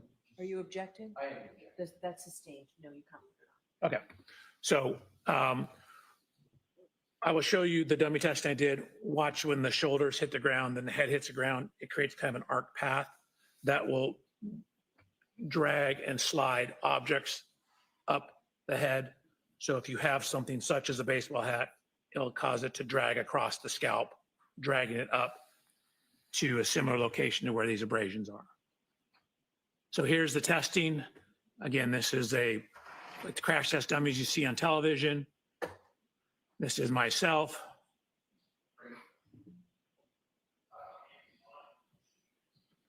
Me giving me similar instructions, telling them what we're going to do. I said, and watch. Shoulders come in, then the head contacts the ground. What you see is if you fall backwards and land on a very hard surface or hard surface, you'll get extremely high loads on the head. If you compare that to data in the science. I'm sorry to interrupt. Yeah. Can you pause that, please explain what the chart is before you explain? Oh, sure. This chart up here? Nope, on the next page. Right, You can enlarge it, tell us what it is before you get into the details. absolutely. So this is actually kind of a famous study that was published, one of the first studies looking at head fracture or skull fracture tolerances. So what you see, the portion at the back of your skull is called the occiput bone. So that bone, if you put your hand in the back of your head, is your occiput. So we're looking at occiput impacts. And what you can see is that when they took cadaver skulls and dropped them from as low as 40 inches onto a hard surface, they were getting linear fractures. And you can see even at 40 inches, there is called a stellate fracture. Stellate means star-like. You get a fracture that goes out like a star. So even at a 40-inch drop height, you have sufficient force when landing on a hard surface to cause skull fracture and a level 3 type skull fracture. So Mr. O'Keefe, again, is 73 inches tall. His occiput is about 4.6 inches down from the top of his skull. That means it would fall a total of about 73 minus 5 would be 68. So just under 6 feet. So 72, 4 inches under, so 5 foot 8 inches is the fall height. What is data showing that even at a fall height as low as 40 inches onto a hard surface, you can get fairly severe skull fractures. Thank you. Dr. Welcher, regarding your third part of your analysis, did you come to a conclusion to a reasonable degree of engineering uncertainty whether or not the defendant's Lexus collided with Mr. John O'Keefe on the evening of January 29, 2022, around 12:32 a.m.? Yes. Before you give me your opinion, I'd like you to share with the jury what that opinion is based on. Sure. So it's based on the 130 slides you've seen, based on my personal inspection of the Lexus, the correlation of the text stream data with the infotainment data, as well as Mr. O'Keefe's cell phone data. It's looking at, I guess, where the taillight wasn't broken. It's looking at the physical evidence at the scene in terms of taillight fragments, glass fragments, red color in the snow. We have the cell phone data, the location and position of the arm lacerations, the air temperature at the time indicative of sufficient to freeze, the location of the fracture on the back of his head relative to the scientific literature, my testing of forces available falling onto a hard surface, published science on the fracture forces associated with falls. And, I'm sorry, I'm reading from my report. Rather than I'm reading from my report. Can you answer without reading from your report? Probably it's more complete if I read my report. Any objection, Mr. Alessi? I do on this question, Your Honor, reading from a report to this question. So I'm going to reference some data. So, try not to read, don't read from your report. Okay. Okay, Dr. Welcher, let me ask you again. Based on your analysis, data available, reviews, study, based on the fact that you are an accident reconstructionist and a biomedical engineer, have you reached an opinion to a reasonable degree of engineering certainty whether the defendant's Lexus struck Mr. John O'Keefe on January 29, 2022, around 12:32 a.m.? Yes. And could you share the bases of your opinion before I ask you your ultimate opinion? Sure. So again, you've seen my slide presentation. I've inspected the Lexus. I've looked at where it wasn't damaged. I've inspected the taillight. I got an exemplar Lexus. I ran lower speed contacts to verify that the injury pattern and location on the arm is consistent with the height and orientation of the taillight. I have looked at fracture tolerance data for falling backwards onto hard surfaces. I've looked at the metrics of where his injuries were and what injuries he didn't sustain. I've looked at the cell phone data, and then I've looked at Ms. Reed's interviews as well. Based on all the evidence you considered, could you share with the jury what your opinion is to a reasonable degree of engineering certainty about whether the defendant's Lexus struck Mr. O'Keefe on January 29, 2022, around 12:32 a.m.? I can answer. Yes, based on the totality of the evidence, DNA, everything I've talked about, that is consistent with that happening with a reasonable degree of scientific certainty. That is what happened. Objection, move to strike, Your So Honor. I'm going to strike that. I want to see counsel's have up just.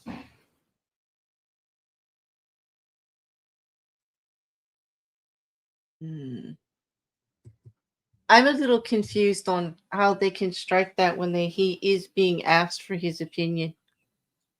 And that is his opinion. They definitely don't want this in front of the jury. But he did say, without it being strict, that he does believe that Lexus did hit John O'Keefe in some manner, maybe not hit on, not ran his butt over, clipped him, spun him, he fell back. It was the Lexus that caused the accident, and she was driving the Lexus, so I don't know. Oh, because he said the word DNA. That's right, because he cannot, as an expert, say DNA. He might be a biomedical engineer. He can talk about injuries caused by a car because he's written multiple papers on that, on motor vehicles and injuries. So he could talk about that, but he can't talk about the DNA. But he did look at everything in this case. I mean, he's giving an opinion based on all of the science and all of the data and all of the facts of the case. That's what he was asked to do. What damn.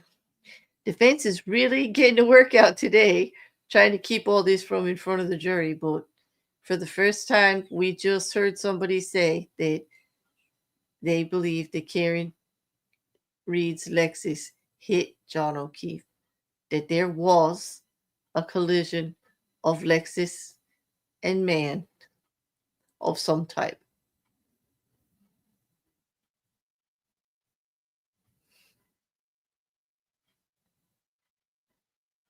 Yep, as soon as they said DNA, right?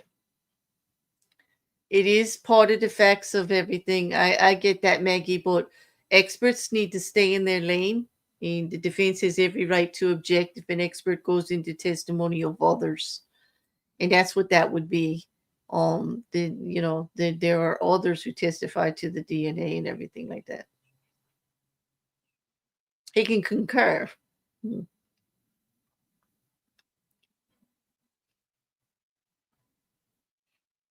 But all along, the defense and the Commonwealth and Judge Cannone has had a ruling all alone about medical testimony from non-medical experts, even when it comes to ones that are borderline. No medical testimony from non-medical experts. It's a Massachusetts thing.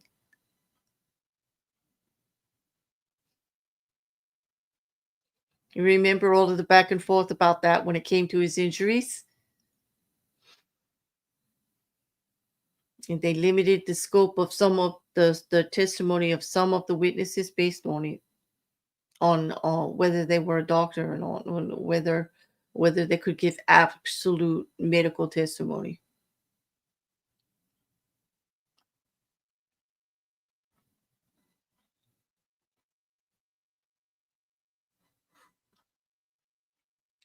It looks like they filled a few more seats of the reporters this afternoon.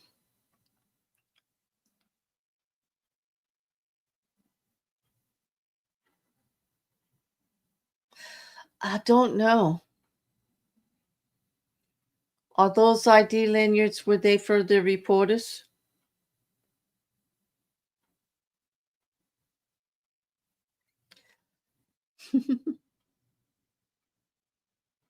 Yes, isn't that what Hank Brennan's promised in his opening statements?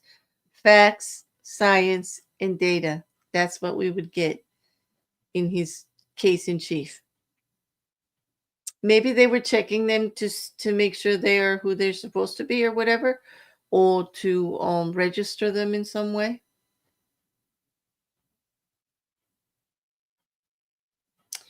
I think some of them are, Mandy, but you'd be surprised. The one that I was the most disappointed in lately, that I really did enjoy watching for a while, he's actually been praising the testimony of this witness, that he's doing a great job. So we'll see. We'll see. But I bet you they're all losing their minds.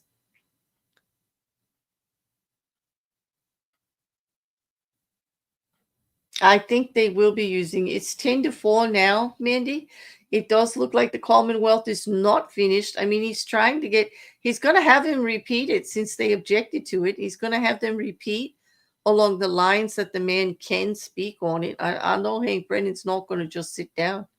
He's going to ask him a few more questions to make sure that his testimony comes out in the format that it needs to without getting objected to. So the jury does hear his opinion on this.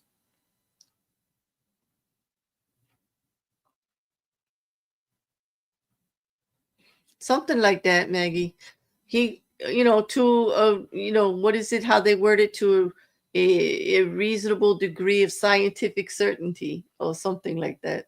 Yeah. He's already said that he believes that Lexus hit John O'Keefe in some manner, made contact.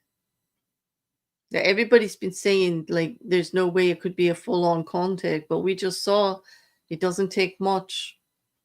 It does not take much to spin a body around and knock it over.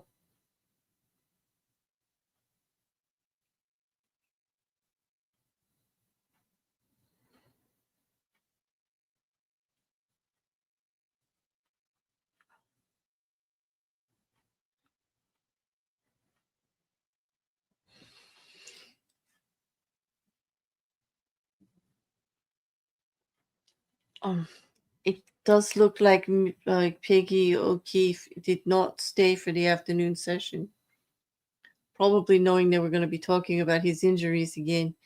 And if I was Peggy O'Keefe, John's mother, I would not want to see an actual visual representation of how he was hit. I wouldn't want to see it.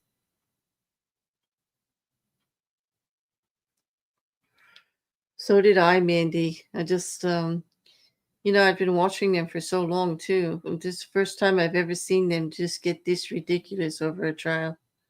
And just like all just, what do they say? Drink the Kool-Aid? Yeah, I was a bit disappointed. It is one thing to have a different opinion. Like, I don't mind that. Like, they can all have different opinions.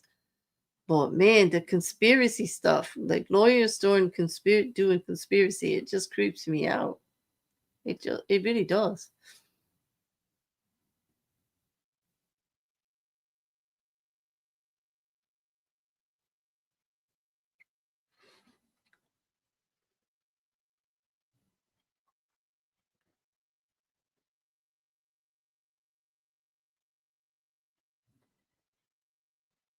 Yeah, I don't know how he got his shoe from the hospital and went all the way to Dingen. That's sadly, I know. Then run over like a ninja, dig 2.5 feet down under and plant a shoe. Exactly, on the frozen snow. Uh-huh. Oh, here's one better than that, Mandy. I ask you, if anything did happen in the house, how the hell they get him out there in 45 seconds? And why would they leave him alive laying on top of his phone? Those same cautions, please do not discuss this case with Oh, anyone. we're going to continue tomorrow morning. Research or investigation into this case. If you happen to see, hear, or read anything about this case, please disregard it and let us know. And please be very careful with your social media.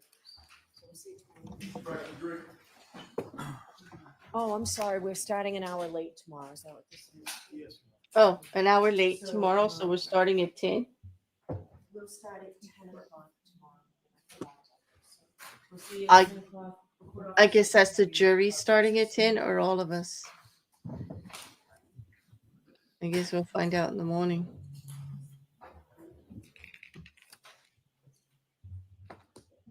All right, the jury is going out. Let's see if they're actually going to be doing an oral argument after. After all, they did just put out a new witness list. Pack all this up? It looks like we're coming back in. It's okay. I mean, I came in early this morning and set up. You are welcome. I mean, we don't.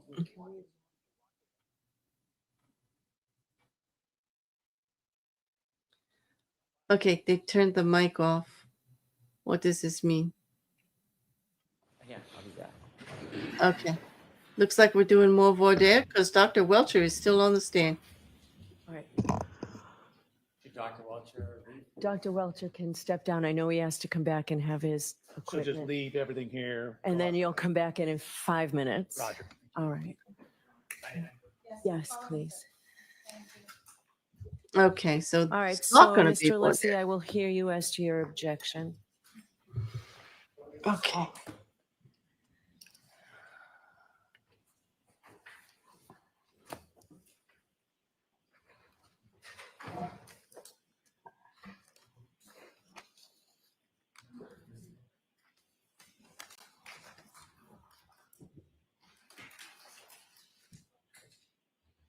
Thank you, Your Honor. Would you like me to go to the podium or stand? Right there's fine, and let's try and wrap this all up by 4 because I've already heard you at sidebar.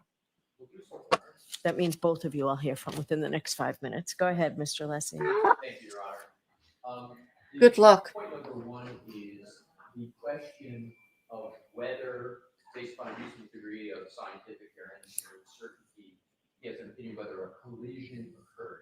I'm going to give a dramatic and accurate example that happens in courts all the time with equivalent.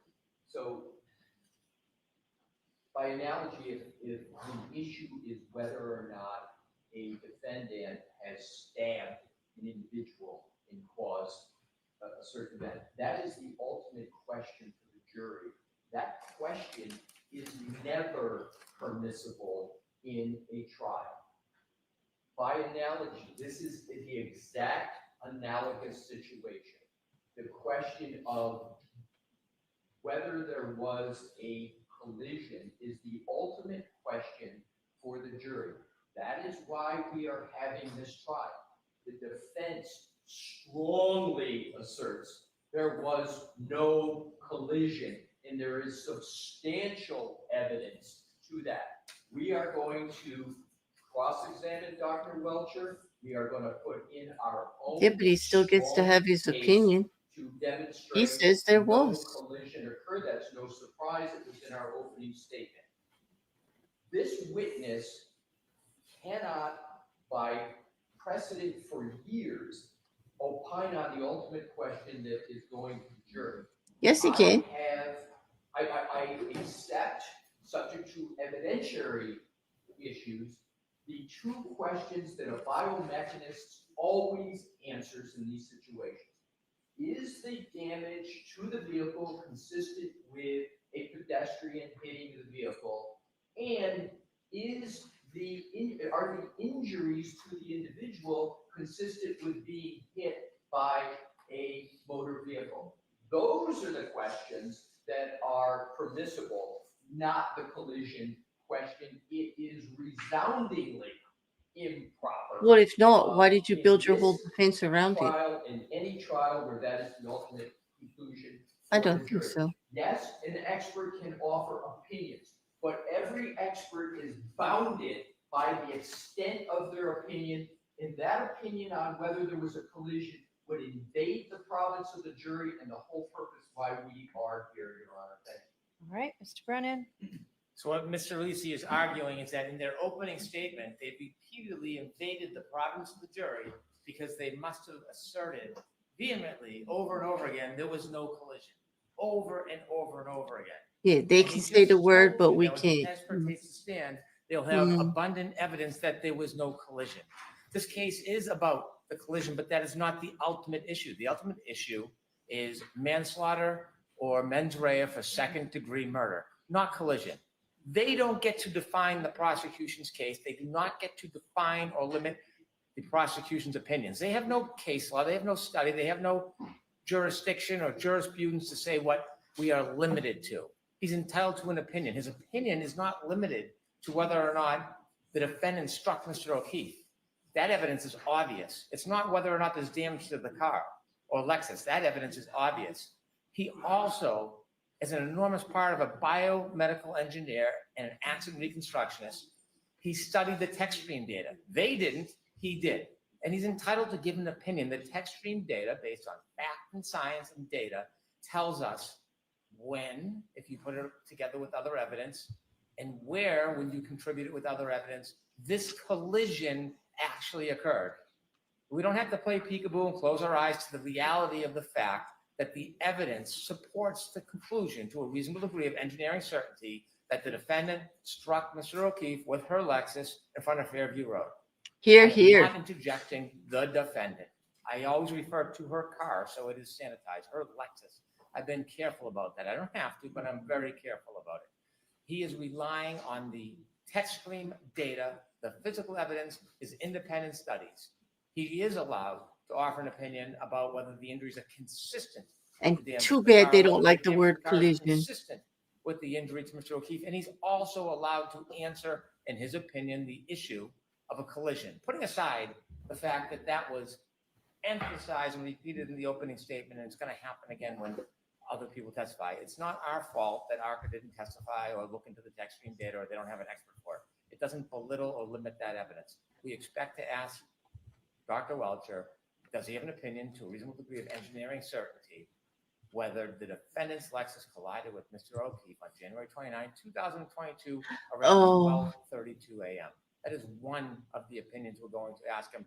Nothing to do with the ultimate opinion of guilt or innocence, or whether it's manslaughter or there's mens rea for second-degree murder. And what was your second? You said that's one of the opinions you're going to ask him. What else are you I looking will at? also ask him about the consistent with, whether the injuries are consistent with. Mhm. With what? I'm going to ask him after this part about the difference between a clip or a side swipe as opposed to a full-on injury, pedestrian collision from a front or back of a bumper. And there are further slides to emphasize that point. And so there'll be an opinion regarding that as well. And you, Consistency with a side swipe or a clip. okay, so this is not the end of Dr. Welch's testimony. He's just moving on to another area. It's That's close, right. but it's not the end. Okay. Go ahead. Yeah. Your Honor, here's a case. Attorney Brennan said, go to case law, here it is. Commonwealth v. Coleman, 366 Mass 705. And it stands for the proposition exactly that I articulated. I won't repeat it. Secondly, Your Honor, we practice what we preach. I have the ARCA report right in front of me. And I have the report of. Is that a new one So or is what? that You a? get to give that to the jury. It doesn't matter. Also, the old one It's a is battle the of same. experts. So I can, either one is the same. They do not, Mr. Brennan incorrectly said what our experts are going to do. I don't know why he did that, because he has these in writing. Neither Dr. Wolf or Dr. Rentschler talk about a collision or conclusion. It's consistency. It's those two No, but questions I you set aside. guys did And an I- opening for reference, statement. Your Honor, for the most recent is page 15. There is no. I don't have that report, so I'd like a copy of I that will give report. Your Honor, a copy, and I also, Your Honor, refer Your Honor to ARCA's existing report, which I'm going to do from memory. I think it's February of 2024 that was done for the U.S. Department of Justice and FBI, where they basically said and gave opinions on those two items I spoke to you at sidebar. So I know, Attorney the Brennan goal. is incorrect when he says what our experts are going to say or not. We've already committed in writing to what they're going to say. We're consistent. We practice what we preach. All right. So we will discuss this tomorrow before we start. I'll tell you my ruling tomorrow before we start. I need to go back and see what exactly came in to evidence today. All right. So I'll see you in the morning. All right. So please. Okay, I'm not sure if we're starting at 9 or 10. Well, we'll be here in the morning. That was actually interesting, like, because the whole opening that the defense did was all about that no collision happened. Now, I do admit that ARCA, it's not saying the word collision, I think. Why does the defense get to say it and the Commonwealth can't say it? I don't understand. Well, I guess because it's too prejudicial, for them to hear. I don't understand. They've already heard it, But on that, I'm heading out. You all have a good evening, and I'll see you in the morning, either at 9 or at 10. I'll set it up based on when the feeds start, and we'll go from there. Everybody, thank you for keeping me company.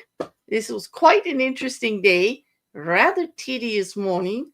I hope it goes better tomorrow morning, but the good news is that the Commonwealth still has more for Dr. Welcher to tell the jury, and we'll hear that in the morning. And then buckle up, buttercups, because then Robert Alessi is going to take over for Cross.